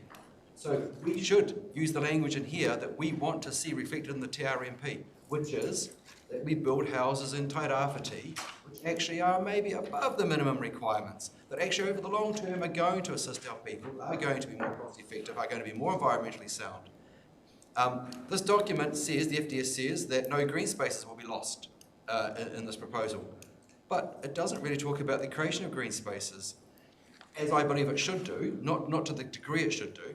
And I would suggest that the development of housing in suburbs should be absolutely ratcheted and tied into green space developments. In other words, if there's going to be X number of houses created in Y square kilometres, there must be a green space developed. I think that should be in here. Because we do talk in this document about the well-being of the end users of the communities, and there is an equitable distribution of green spaces and community spaces in the city. We know that. And you look at the maps of where the green spaces are, and Kaiti has literally got nothing. So the language in this document, in my view, should reflect a commitment by this council to providing green spaces to reflect the well-being of the end users. The next thing is, in my view, the housing development should be linked irrevocably to the development of public transport. Now, I know there's new bus routes in here, but in my submission, we should require, as new areas are developed, that in fact the transport plan is adopted to meet that, so that we commit at this high level to providing public transport. It's the whole horse and cart thing, but if we constantly upgrade the public transport to reflect increased housing, we will be doing it later, after, and maybe not at all. However, if at the outset we say, yes, if there's going to be housing development, then we will adjust the transport plan and we will provide public transport. I know the thing talks about accessibility and housing developments on routes, but that's a different thing to us committing at this high level to actually using public transport and getting people out of cars, getting them off the roads in that regard. So for me, this FDS is almost there. But I would be really happy if it sat and lay just for a little bit to come back with another iteration which reflected the three core values I'm talking about. Responsible, environmentally sound housing, green space creation, and tied into public transport. And if that language was in here, it wouldn't take much to tweak it up. And I know we've provided us some korero in the last 24 hours about this, Joe. But we need my submission at this high level to say, actually, as the TRMP goes through, as the Housing Development Guide is developed, as the Kaiti Plan is developed, we will be bound to meet those standards in those documents. So I just want to start with a comment, and then I'll hand over to Joe and Nadine. Just a process comment with your feedback is that every single councillor, aside from our new councillors, have been involved in the development of this and and Nadine will talk to the values which are on page 166. But then also, this council passed this to go out for consultation. All of us voted to send that out. That was the time when you then say, no, this is not fit for purpose to go out for consultation. So just a process is that we have had several chomps at this, some of us since 2022, to say, is this document fit for purpose to go out to those that don't have that opportunity like we have. So just for process, we have had several chomps at this, but I leave to Nadine and Joe just to directly some of your comments that you made. Yes, thank you, Your Worship. So on page 166, and I might not go to the extent that Councillor Robinson is looking for in terms of his comments that were made, but the overarching objectives are what's guiding the future development strategy, and therefore everything else that flows from that. So you can see in there that we've covered the environmental support reduction and greenhouse gas emissions, right through in terms of our whole commitment around Te Tairāwhiti and giving effect or accordance with Te Wānoa Te Wai. So already embedding that at the higher level in terms of the strategic overarching objectives will therefore mean that everything else that flows in the documents that come from this, because this isn't going to provide all the detail, must also be in alignment with those objectives. I just wanted to add that I'm actually really excited that there's obviously so much passion to get into the detail of what comes next in the Tairāwhiti Resource Management Plan, because that's when a lot of these issues will be worked through in detail with these objectives that are set in the future development strategy, guiding those future conversations, discussions, engagements with the community, with Tangata Whenua, about actually the rules that and policies that go into that Tairāwhiti resource management plan. So I haven't finished. So what you then say is, I have a supplementary question, Your We're about Worship. to move on, Your Worship. Yes, but I then have a you supplementary say, can I have a supplementary question? And I say yes. Is that a yes? Yeah, we may have had several bites at this, but it's never too late to have an epiphany or to have it right. I mean, the public submissions came back with really good and new stuff. And we should never be too proud or too committed to a process to say, actually, we can change this and we can make this better. I fully accept that in the objectives and through the document, there are aspects of what I'm talking about. But my point was that I think it could be and should be much clearer, and it should be more binding, because it's really easy for us in developing the TRMP or the other district or the other plans to say, well, it's not quite in the FDS, you know, we're not obliged to. It was just, it was a visionary, it was an objective, it was a value, but we're not totally bound by it. Whereas we could use language in this document, given it's a 30-year document, that says to our community, we heard what you said, and we took it on board, and we want to achieve these things for you in that time frame. Thank you for that. We move to Councillor Gregory. Thank you. I kind of feel like I was reading a different document to some people from the conversation that's been going on. I was focusing on the litter intensification and also on the fact that reading the submissions and reading the staff comments regarding that, I felt they've done a fabulous job of addressing the points that were raised by submitters. Firstly, I kind of felt it was also quite a historic paper because I don't think I've ever seen Ngāti Porous make a submission to council, certainly not while I've been at the table and as a reporter before. I don't recall that happening. And also a late submission from Rangawhakata. Both those submissions add a lot of value to this and answer a lot of questions when the staff answers some of their issues. So my only other comment was the MHUD, Ministry for Housing and Urban Development. They reckon that the response to a little mention of the growing need for managed retreat regarding in the context of fossil. And when I look at the maps that are provided with this, and I can see there is very little area that's really blocked out. But I understand that this is just the start and further things will be factored into the TRMP. So I'm not going to worry about that. And the last thing is that a couple of organisations raised the uncertainty in population predictions following on from COVID and the cyclones, and with a lot of people leaving the district, and we're sort of waiting for the next best thing and bringing people back. But I would agree with that uncertainty in population predictions. It must make it difficult to plan ahead in such a big way. That's my comments. Thank you. Thank you. Lucky last, Councillor Foster. I'm happy. My question has been pretty much answered through the other. Thank you. Councillor Alder, you are lucky last. Thank you. So just point by point, really. Starting with the iwi development, and just a question: can iwi development for Maori Bāmaori develop under a subset of regulations which might suit their development aspirations better? Say they own their own storm water storage, which could couple with an amenity area, like in Papamoa. And could they have their own building codes, potentially, which would incorporate tiny houses temporarily while the big house is being built? So it's putting that out there, is that going to be a possible? Through you, Your Worship.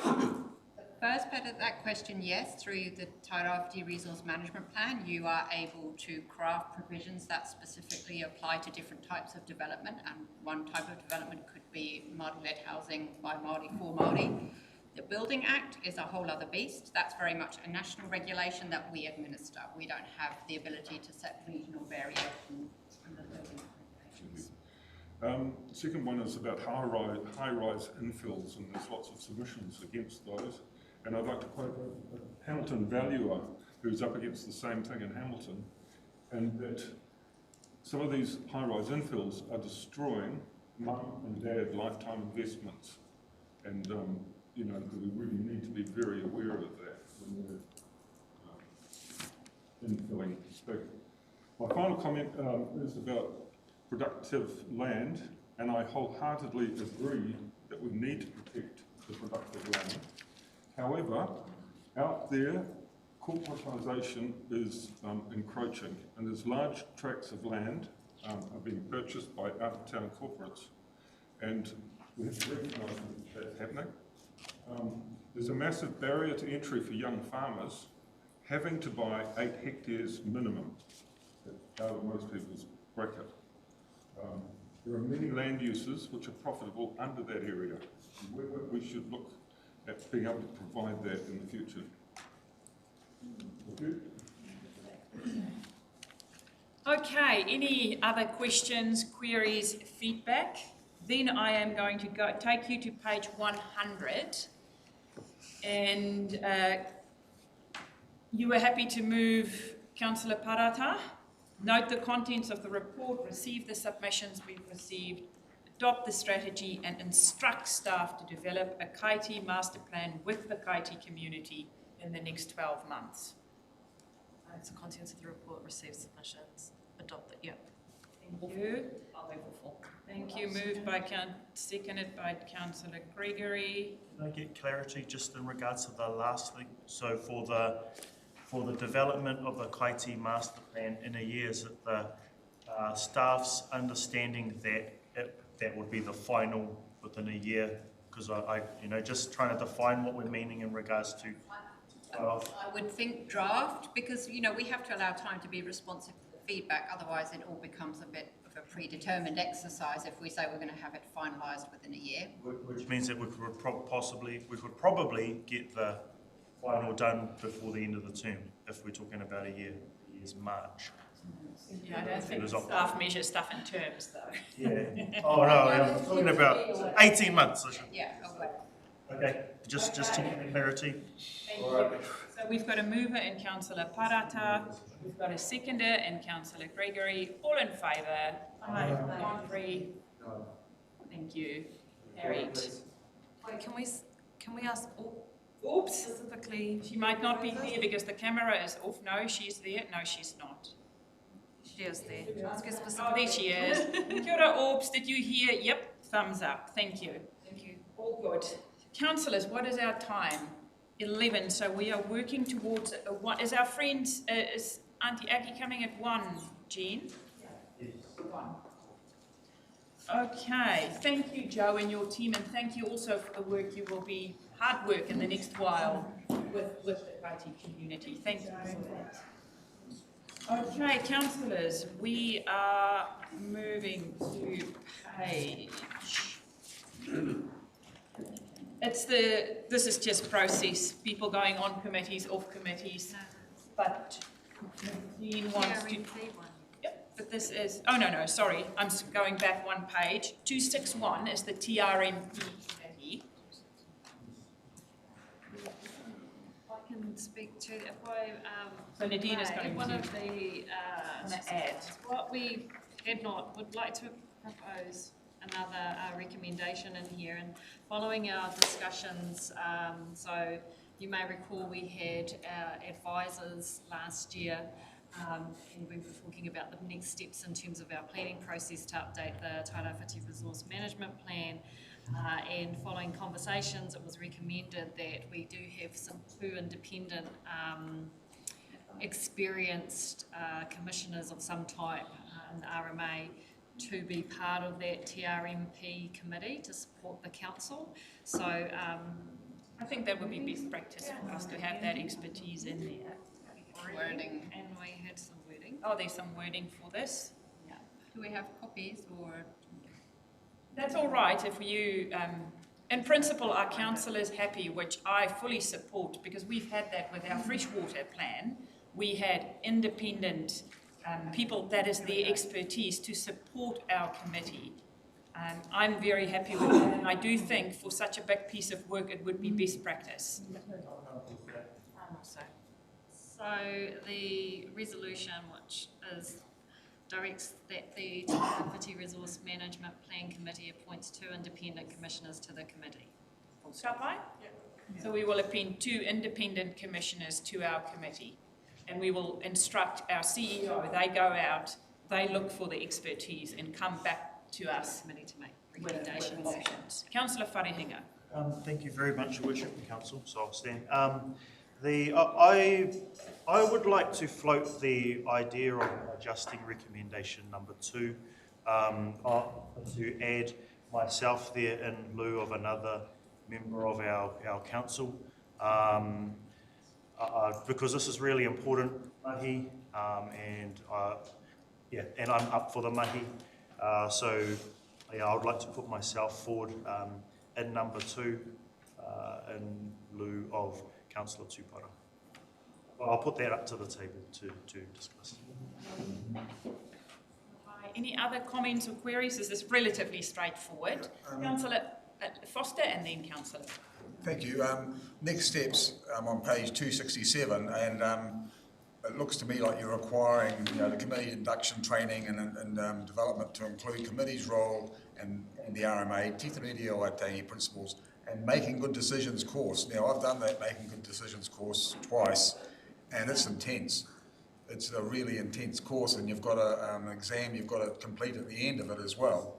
So I just question, and I just know the workload that's going to add to committee members by having to do that course. It's going out of town, and it is a very intense course, and it's So, because what I wanted to add to that, Councillor Foster, and you would remember that as well as some of our Councillor Wharehinga as well, way back we had to have that accreditation before you could sit on the hearings committee. The RMA making good decisions, and it is quite intense. You do a bit there. So are we saying, because then I need to know people that are putting their hands up, do they need to have that accreditation, or are we going to do it as a supplement? We'll do it as it's an offering. I think especially if you have the 2 independent commissioners on the committee, that sort of negates the need to have all the councillors go through that program, which is intense. I agree. I have done it myself. I've done it twice, but I've have it lapsed. I wonder if it would be half point. I'm only qualified committee. Oh, there we go. Good saying. Good saying. Okay, so you're still qualified. Yeah, I'm half qualified. But so I need to address the issue then of replacing someone, and I will leave it to councillors to vote. So I'm at this stage going to replace Councillor Wharehinga's name in there with Councillor Tupara. Other way around. You know what I mean. Okay, so councillors, because, and this is just process as well, a little teaching opportunity. When we vote for people and there are names, you have to put your hands up. So we don't vote by. So what I'm asking you is for 1, 2, and 3, I'll move. Do I have a seconder? And then our 2 independent, number 4, is which the CEO will supply. Then everyone in favour that Councillor Alder, Councillor Foster, Councillor Parata, Councillor Ria, Councillor Wharehinga, and myself as chair make up the TRMP committee. Hands up. That is unanimous. Thank you, carried. Thank you for that. Thank you, Nadine, for finding that. I had my hand up before. Oh, sorry, I missed you out. That's okay. I was happy to vote for that. I know how important this mahi is to our region. I know how important it is to our iwi partners. We'll note that I'm disappointed that they haven't taken up the opportunity to sit at that table. But I think it's important that we continue to regularly reach out and re-offer that opportunity. They might not be ready yet, they might not be comfortable yet, but can we please make an effort to just remind them that the seat is there and available for them, and they can come and sit at it whenever they decide that they want to or they're ready to. It's important that they don't feel that door or that opportunity is closed to them. Thank you for that, and yes. Jean, did you want to? Through you, Your Worship, and tēnā koe i whakaro, Councillor Parata, and I think just to tautoko our support to making sure that that opportunity and offer is always available to our iwi partners. We had some discussions towards the end of last year around committee appointments, and because at the same time, what we're grappling with is our requirement as a council to facilitate and provide for decision-making opportunities for tangata whenua within our processes. And so it had been a challenge for us while we were waiting for our partners to make a decision of whether or not they wanted to participate within these committees, because an alternative that we tabled with our iwi partners that we were thinking of exploring was an expression of interest process for tangata whenua from te Tairāwhiti whānui, so that we could attempt to facilitate that obligation of ours, so that we could have tangata whenua at the table. And no disrespect to our Māori Ward councillors, but kei te mohi o koutou, that you fill a specific role. So I just wanted to And was that received well, or no response? No, that was not received, and we responded to the request for us to, Tairāwhiti Council, while we figure it out. And I just probably want to reiterate that our commitment to what you've suggested. Kia ora. Then we move to a paper which is up to 70, is committee structures. So, Councillor, Appointments Committee is going to be a committee of the whole. I have received overwhelming feedback about that. Thank you for that. Councillor Foster will join the Audit and Risk Committee. Councillor Tibble will not be part of the Sister City Committee anymore, and the Chief Executive will update the delegations manual and terms of reference. Any comment you wanted to make? Nothing? Thank you, Councillor Robinson. Councillor Teddy. I'm happy to second it. It'd just be good to know the whys for the changes, even if it's out. Why? So the Appointments Committee was clear that people want to be involved. I realised the first one, set number 2 and number 3. So usually it used to be, it's also interest. If someone really were right from the beginning, I know Councillor Foster, and he's now the chair of 2 committees, wastewater and so it is good to be part of that audit and risk group. So he asked for that, and I'm quite happy with that. Councillor Tibble did not see that she wants to be part of that Sister City anymore. So it was maybe 3 months ago I wrote to all councillors and said, I'm looking just to tidy up where we are, what we're doing, and just let me know. So this is the feedback I've received. Do you have to replace Councillor Tibble? Yeah. No. Okay. Thank you. Okay, moved by Councillor Robinson, seconded by Councillor Thompson. Any questions or queries? If not, all in favour. Thank you. Okay, now we're going to Elevating Tairāwhiti Policy, which is about the house lifting policy, which the Prime Minister, then Prime Minister, 2 weeks before the election came into town, and he at Te Tini Pirau announced this policy.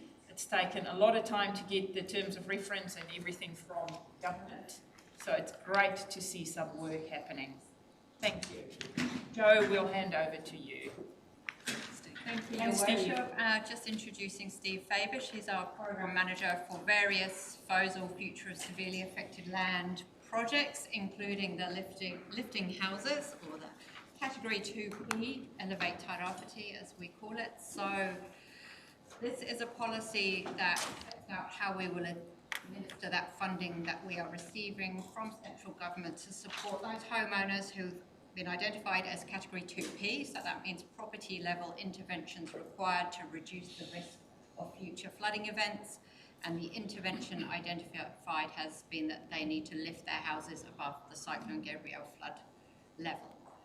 So obviously if we receive a significant amount of funding, we need a policy that sets out how those funds will be distributed, and that policy is attached. There was some very targeted engagement with those Category Category 2P homeowners. That took place towards the end of last year. And the policy has also been to central government via the Crown Infrastructure Partners, another acronym in their CIP. And they are happy with the content and that it demonstrates that we are being accountable for how the funds are spent. And Steve is here to answer any questions you may have on the detail of the policy and how it may be applied. We are also developing some more detailed policy guidelines, so it's very clear to everyone how the policy is intended to be used.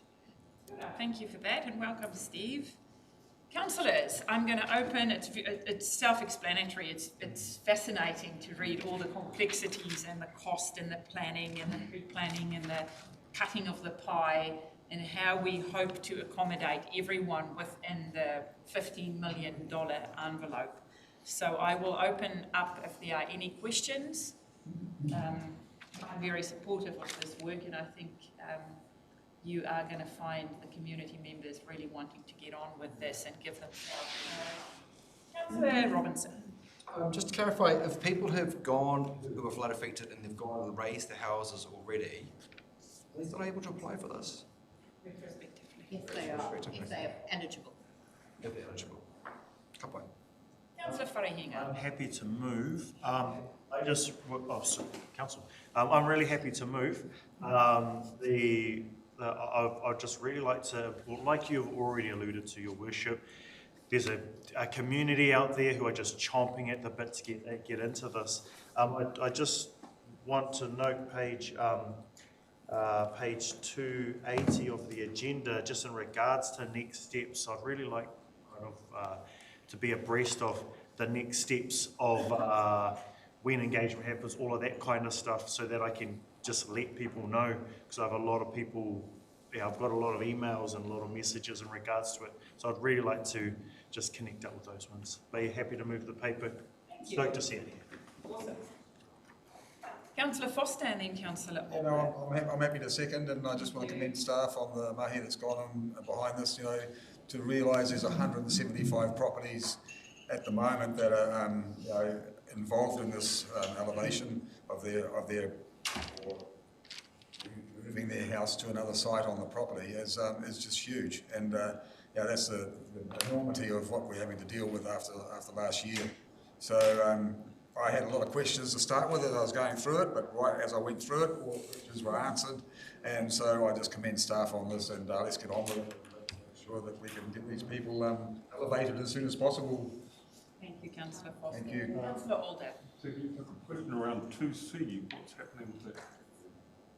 So that's where community level interventions are required to reduce risk. So that's the likes of bank raising, new drainage schemes, improved drainage schemes, stormwater improvements. So Joss is the program manager and Tim Barry is the sponsor. So the initial works are focused on upgrading the Waipawa stock bank quicker than originally anticipated, and that's well underway. And then moving on to Te Karaka, and then there are two other large programs of work around other areas, rural areas. I'll let you on. No, I just think I'm going to bring us back to what we're really discussing. We are discussing elevating homes, so we're not discussing 2C or anything else. Any question you have in regards to elevating homes? Councillor Cranston, thank you. Yeah, thanks, Steve. Under what the costs are covered, is there real clarity going out there as to what's covered? Because I can imagine some people say, well, now I'm higher, I need staircase, now I'm higher, I need a higher deck, and, so that clarity about what is covered is absolute. Just through Your Worship, just to answer that question from Councillor Andy, the policy is quite clear as to what's in and what's out. So if you read through it, there's quite a clear section there about what we will cover and quite a clear section of what we won't cover. But through the early process of the stage 1 feasibility, those discussions will be held with the homeowner, so they fully understand what cost they might have over and above this project. And in some ways, if we've got a building consent going ahead and they're looking at work ahead in the future, it might make sense for us to work together to do it all in one. The other thing's a wording thing too. It's what it does not include is rural buildings. A farmhouse is a rural building, so you probably need clarity that that's sheds. It's a residential dwelling, So. Yeah. Councillor Ria.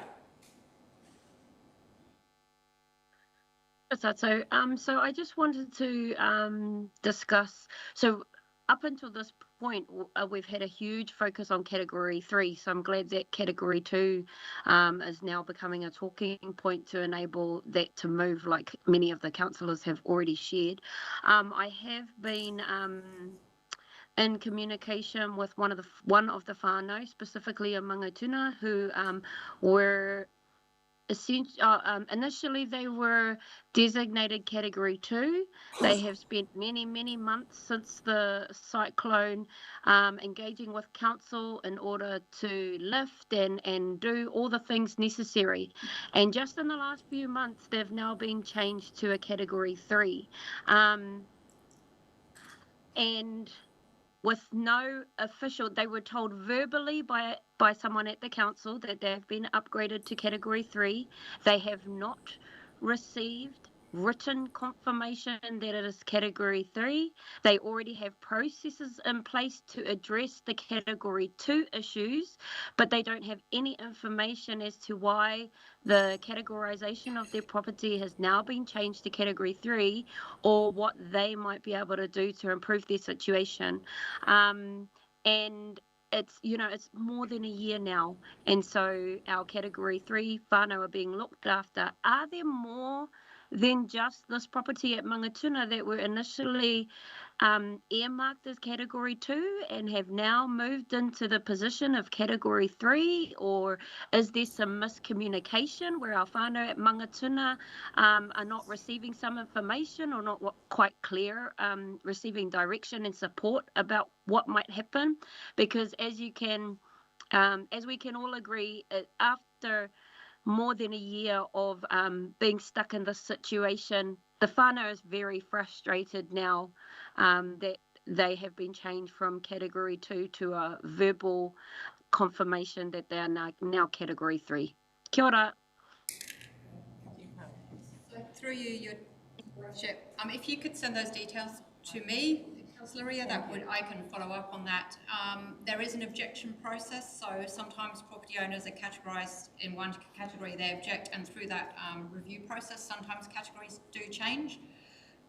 But we are not taking an approach where we go in and keep changing. The idea is to provide certainty, not to keep changing categories. But I'll follow up on that example. Ngā mihi. Any more questions in regards to this policy? Councillor Thompson, thank you. Just in terms of service providers provided by GDC, I'm just wondering if homeowners have the options, because it's obviously capped, and then anything over that cap they have to fork out themselves.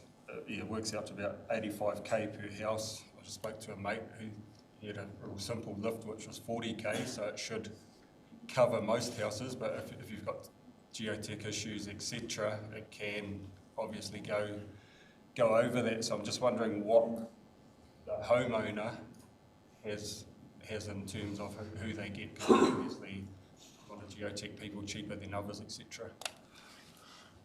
Just to reply through Your Worship, the policy does allow, through the special circumstances clause, where people such as the family you described can apply back to council to allow them to go ahead and do that work on their own.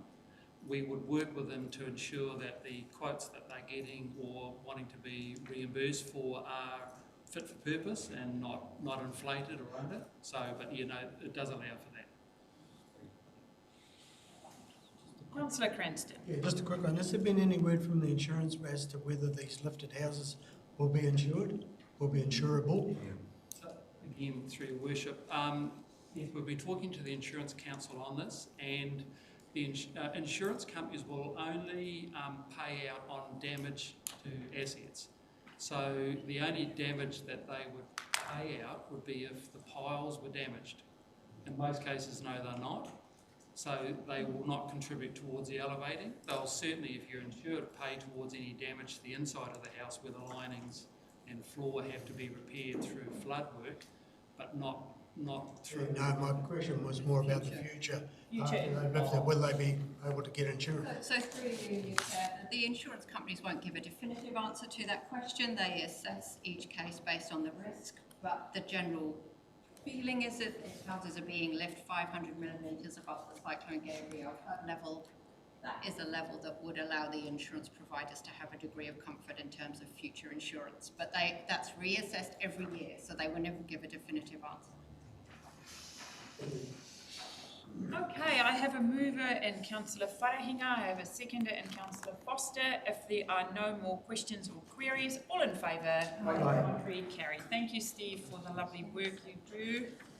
Okay, it is 11:30, and these were going to be my famous last words, where I say we've only got a little bit left. But it is the Chief Executive's report, which usually is quite chunky. So I'm going to take a 5-minute break, give our minute takers a break as well. So let's come back in 5 minutes, just stretch our legs, we'll do that, and then we will have lunch around 12:15, Heather, and then we will welcome our friends at 1 o'clock.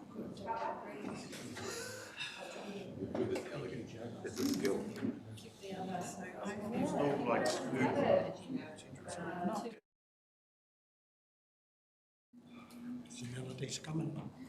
Since we're on the board.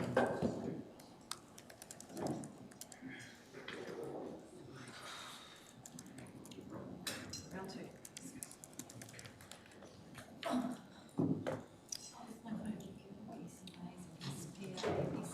Okay, so as usual, what I think is best for us is if I break it up. Because then if you have a few questions, some of your questions might have been answered yet. Yes, yet. What's the word I'm after? Already. So we are going to 292 as Nadine's. So first of all, I'm going to open the area up, Nadine, about the government stuff, which is our 3 waters, which next week, the 20th, our second council, extraordinary council meeting, we will talk, because that is our biggest piece of focus that we will need to focus on in the next while. So Nadine will talk about that then. But so Nadine, the bid is open for government, central government updates. So anyone have a question? Yes, just hot off the press. Hot off the press. We have been informed that the government has agreed to suspend the requirement for councils to comply with the significant natural area provisions of the National Policy Statement for Indigenous Biodiversity for 3 years while it replaces the Resource Management Act.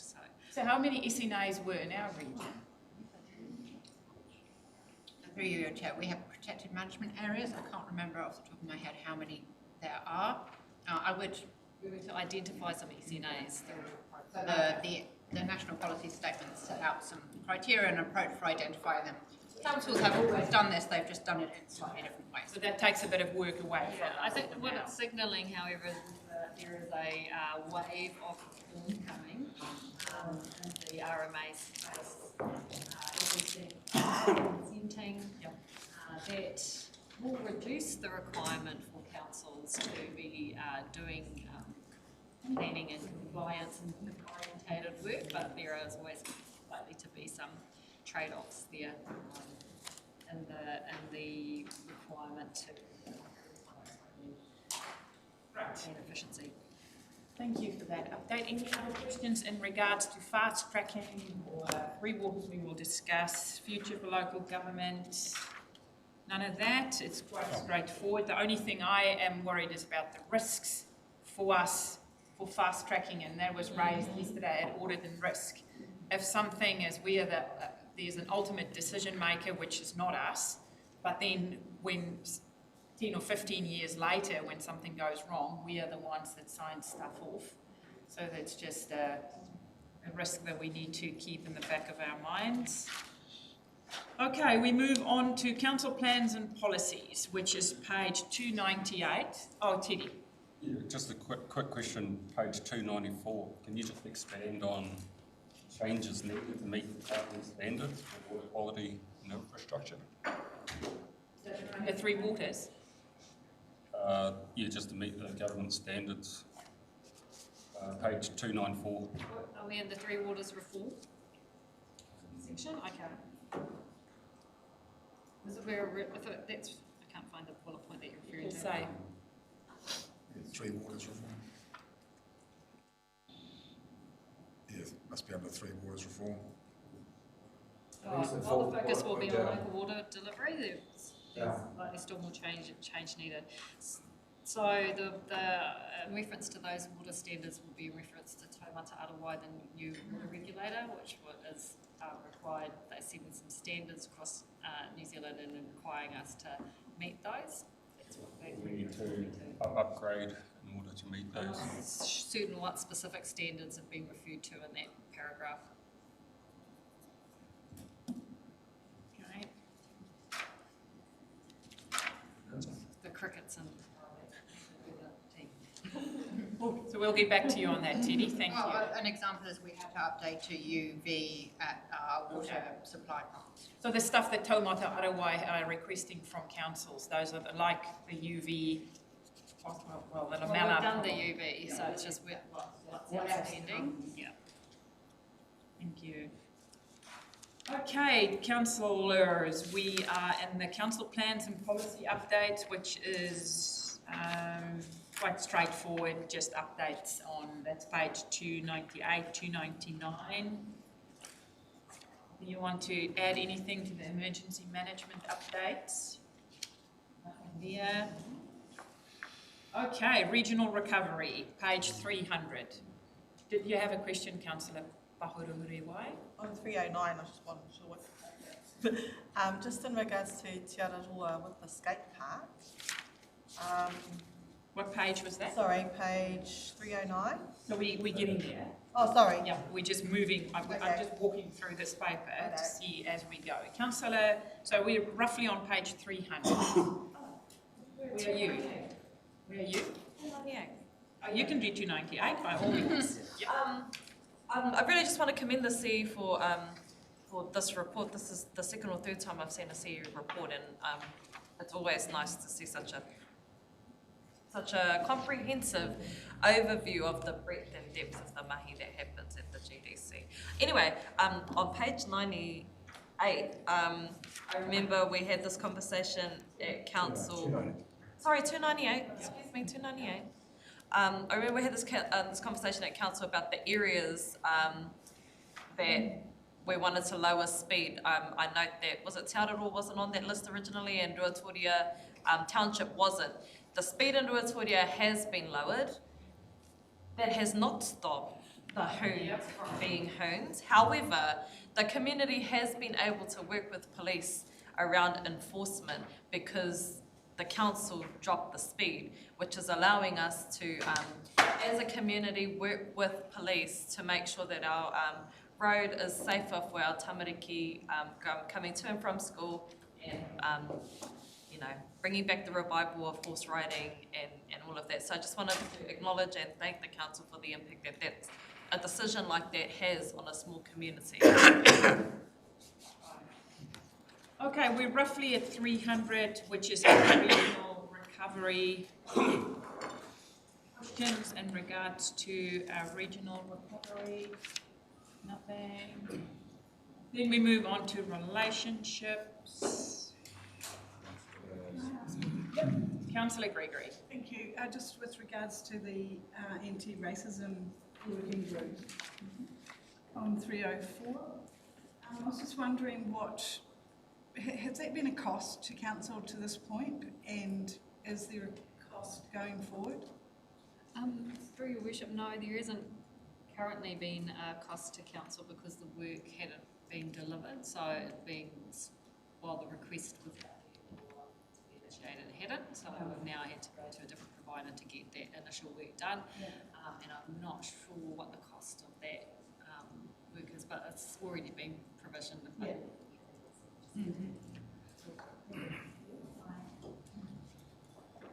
Councillor Parata. Just in terms of co-governance for tangata whenua, I think it's really awesome to see that this document or this report acknowledges that it's been a difficult, challenging space and continues to be. I will also say though that Te Tairāwhiti is leading the way in terms of co-governance. We have the hardest conversations, and even though we take a step backwards, we're still miles ahead of everyone else. And that's what true co-governance will be about. It's about seeing each other as true partners and working through the hard things and then figuring out how we move forward. So I just want to say here, especially because of the live stream, that some days it's hard, and I acknowledge that it's hard, and some days the council gets knocked back. But if we look around and compare ourselves to everywhere else, we are doing better. And we're doing well, and we just need to, as council, keep being leaders. It's hard to be the first. It really is. We're setting the standards. So just want to acknowledge that. Just want to acknowledge the truth that's written in this paper. It doesn't pretend it's more or less than it is, and I think that's an important part of transparency. And then just backing, I guess, what Jean was saying earlier about ensuring that we continue to offer that, open the door to our partners to come in and sit at the table on their terms when they're ready, and then continue to navigate going forward. That's it. Thank you. Okay, I'm gliding through general management. Oh, we can glide back. Councillor Telfer. Yeah, sorry, just one query. Page 301. At the bottom of the page, on what next, just says the remaining rebuild, repairs and design phase. It says the designs for 17 bridges are ready for tendering process at the end of February. That's a year away. Now. Just wondering. Last month. 2024. It is, it's last month. So they are ready. That's great. New calendar. Yeah. We're here. That's great. Did you put your hand up and say ready? Well done, yes. Okay, councillors. General management. We are on page 305. Personnel, health and safety, financial reporting. Okay, we glide into the beautiful sidewalks that are being replaced. I'm getting quite a bit of feedback on that. Good feedback. And then we talk about the indoor multi-purpose centre. I met with the CEO of Trust Tairāwhiti yesterday. Councillor Cranston. Yeah, thanks. Regarding the facility, I see we've had a site visit. Have we narrowed it down to specific sites? As that's always been the challenges where it's going to go. So I assume if he's done site visit, he must have 1, 2, 3 or 4 sites. How many did he pick? What were they? We're not quite at that stage, so currently assessing. Still. Still working on it. Okay. And the other thing was the township upgrades. I know we allocate 700,000 a year, and then they had that reallocation of the 1.4 million. Are those two amounts working together for efficiency and achieving more, if you like? Chair, they are. With the existing township upgrade plans, the discussions around forecasts, and that it's all lined up as part of the upgrade discussion. Thank you. Didn't you have a question on page 3? Yeah, I'm just waiting to get there. Good. We're there now. Yep, we're there. So on page 309 of Tairāwhiti, the skate park was brought to my attention recently from some of the locals who were concerned that there was a contractor there having a look at fixing it up, because it's right on the foreshore, which is covered in slash wood, driftwood, whatever it's covered in it, and every high seas that wood lands on the skate park. So there's two problems there. One is the wood that hasn't been removed, or nothing's been done to address that, and I've raised that several times. But also that the skate rink where it currently is needs some conversations with the community about where a better spot might be. And I think when we opened the toilets, Your Worship, we talked then potentially about maybe a better site might be at the domain. But again, I think it's a bit premature to have this in here about fixing up the current one, which has lots of problems and is currently unsafe. And it's likely to continue to be unsafe because of its location right on the foreshore there. They've definitely got a skate park. the skate park, and it was well utilised before the sea started encroaching and the driftwood expanded, but it's not the best site for it. Chair, I'll pass with Lillian in relation to that because she is in consultation and community with what their short-term and medium and long-term aspirations are for the playground and the skate park. Ka pai. Hi. Councillor Gregory, and then Councillor Parata. I've got a question with regards to page 310, the Panuku Te Whare, Tūwhare. So I've been around for a while and saw this. Where were you going around? Saw this begin and looked fabulous, but on receiving this, I had a look at the resource consent submissions, and I noted Ronga Whakata's submission where at the start in the pepeha they say titirangi te maunga, and it kind of stabbed me that there's an iwi out there that says their maunga is titirangi, and our name as council is in partnership with Ngāti Onioni to redevelop this summit. I just don't think that until everybody understands where the boundaries are and who looks after what, which isn't council's cup of tea, it's something that needs to be sorted out. But I just don't think council should be standing on an iwi in preference to another iwi when it's really not clear to me who is in charge of what. So I just wanted to bring that up. Well, I'm going to pass that rako straight to Jean in the back because I don't have an answer. Through you, Your Worship. Yeah, kei te tika koe, Councillor Gregory. I think what we are all navigating, and I was just having this conversation yesterday, was that we have been, when I talk about we, I talk about us as a region, I talk about our iwi partners, I talk about hapu, I talk about council. We have been handed a treaty settlements process that none of us had the opportunity to contribute to the design, but what that actually resulted in was the amalgamation, the homogenisation, if you like, of the uniqueness of hapu, of whānau, who are inextricably linked through whakapapa. However, the settlements process, what it essentially did was it drew lines.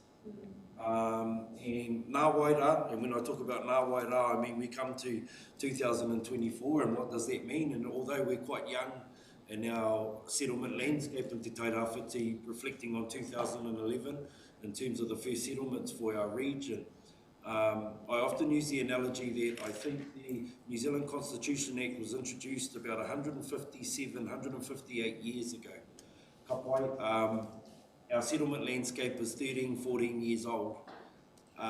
Essentially what iwi entities and the establishment of iwi entities through the settlement process are having to navigate is really a similar function to what us as a council have to navigate as far as engaging our constituents, and making sure that everybody is connected in terms of the vision and where we're heading and what we need to do. And I guess where I'm getting to is that the overlay of a treaty settlements process in terms of what used to be whakapapa links that were inseparable has now created an environment where in the last, since 2011, our iwi entities, our hapu groupings within those iwi entities really need the time to work through and actually figure out what a settlement process means. So this isn't going to be a definitive this group, that group, because no one is able to actually provide that level of assurance to what that settlement overlay has done for our relationships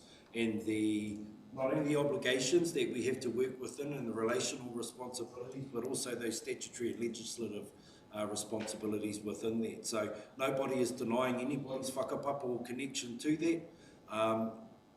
I will suggest that you refer in this public forum to the settlement legislation so that you can get an understanding of where that process drew lines, but that does not necessarily give the richness or the understanding, as I alluded to before, about the inextricable whakapapa links and the overlapping nature of those relationships. And so it is a really tricky discussion to navigate.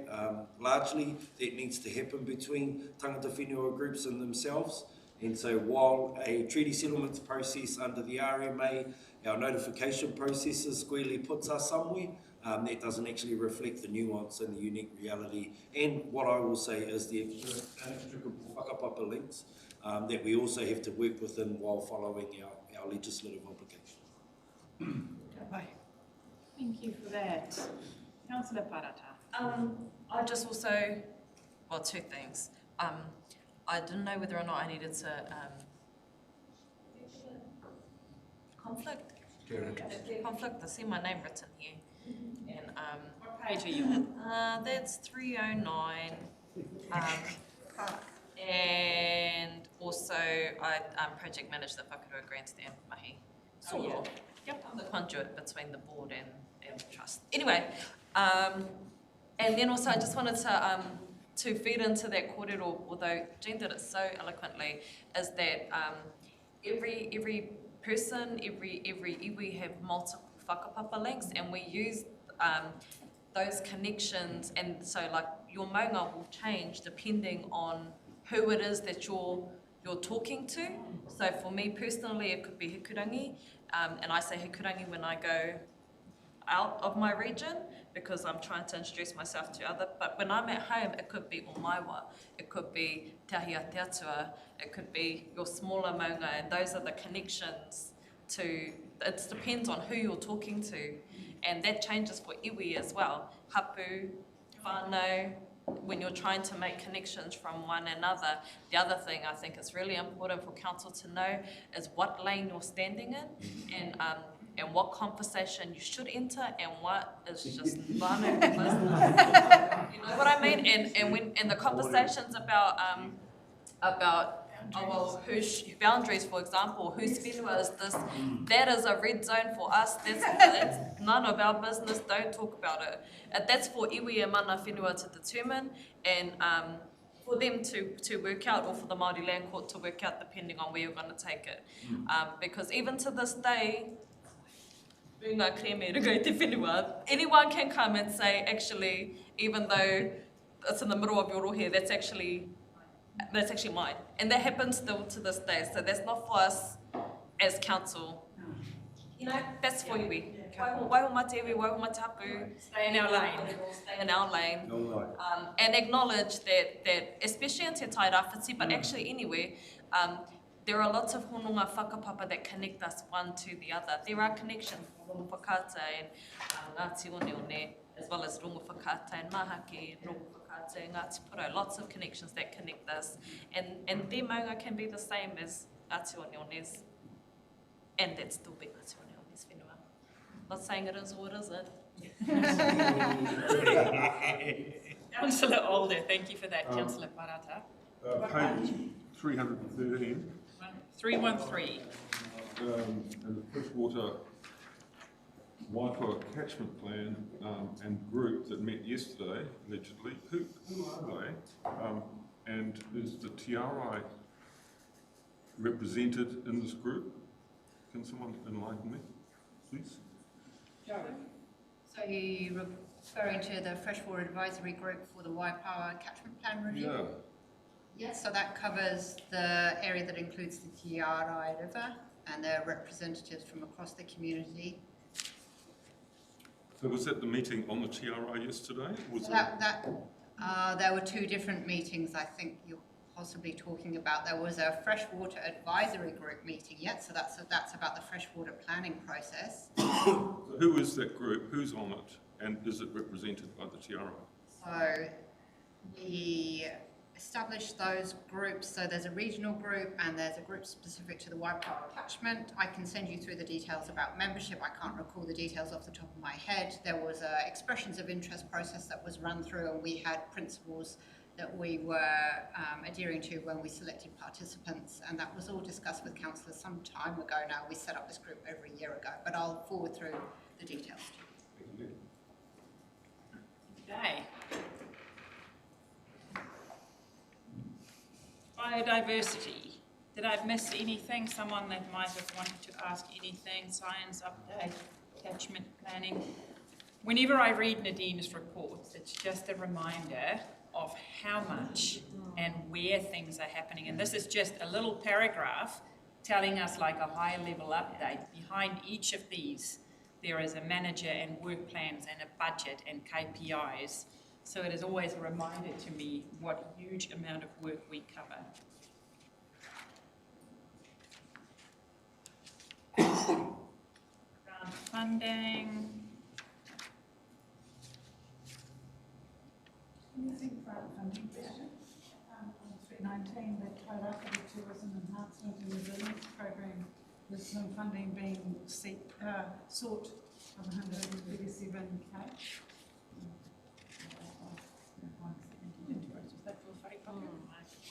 It's waiting for something, but I was just wondering what that is and I thought that was a wharepaku. I think we've asked before, and that was for a wharepaku somewhere. Who can tell me? Either Michelle or someone can know the answer to that. We'll come back to you, Councillor. Nothing else? Councillor Alder, thank Yes, you. so on page 219. 319. Sorry, 319. The declined $5 million for flood resilience, does that affect the Waipawa No. planning field, or what was that directed? Where do you see the declined 5 million? Above table This one. 2. This one. That was part of the regional sector. Was that one? I don't know. Transfer and local flood resilience. That'll be the local government flood. This is the local I government. think there's separate ones here, sorry, Councillor Albert, because we have We've resubmitted. progressed in terms of the Tokomari Bay transfer station funding, and so I'm pretty sure that relates to flood resilience fund, which was declined overall in the previous years, but since we had negotiated through the severely affected regions, we've got that funding back for flood control specific. So it's not affecting our plans on No. flood resilience? No. Okay.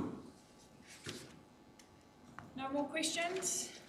Sorry, Do you have anything else you need to update us on? Because what we will do next is, so any questions about walking, cycling, streets for people, Councillor Pahurehuriwai? Just in regards to page 325 at the top there, Nadine, you've got we're working with Regional Film Office of New Zealand to allow filming on site in March, April as they tell the story of Cheif from Ngāti on page 325. Regional Film Office, I don't know about the project, it's the production company is Velvet Stone. It's the Regional Film Office. Where's that? The top of 325. It's very top paragraph. I will have to come back to you on who the Regional Film Office of New Zealand is. Thank you. Councillor Robinson, you've got a question. Yeah, I just I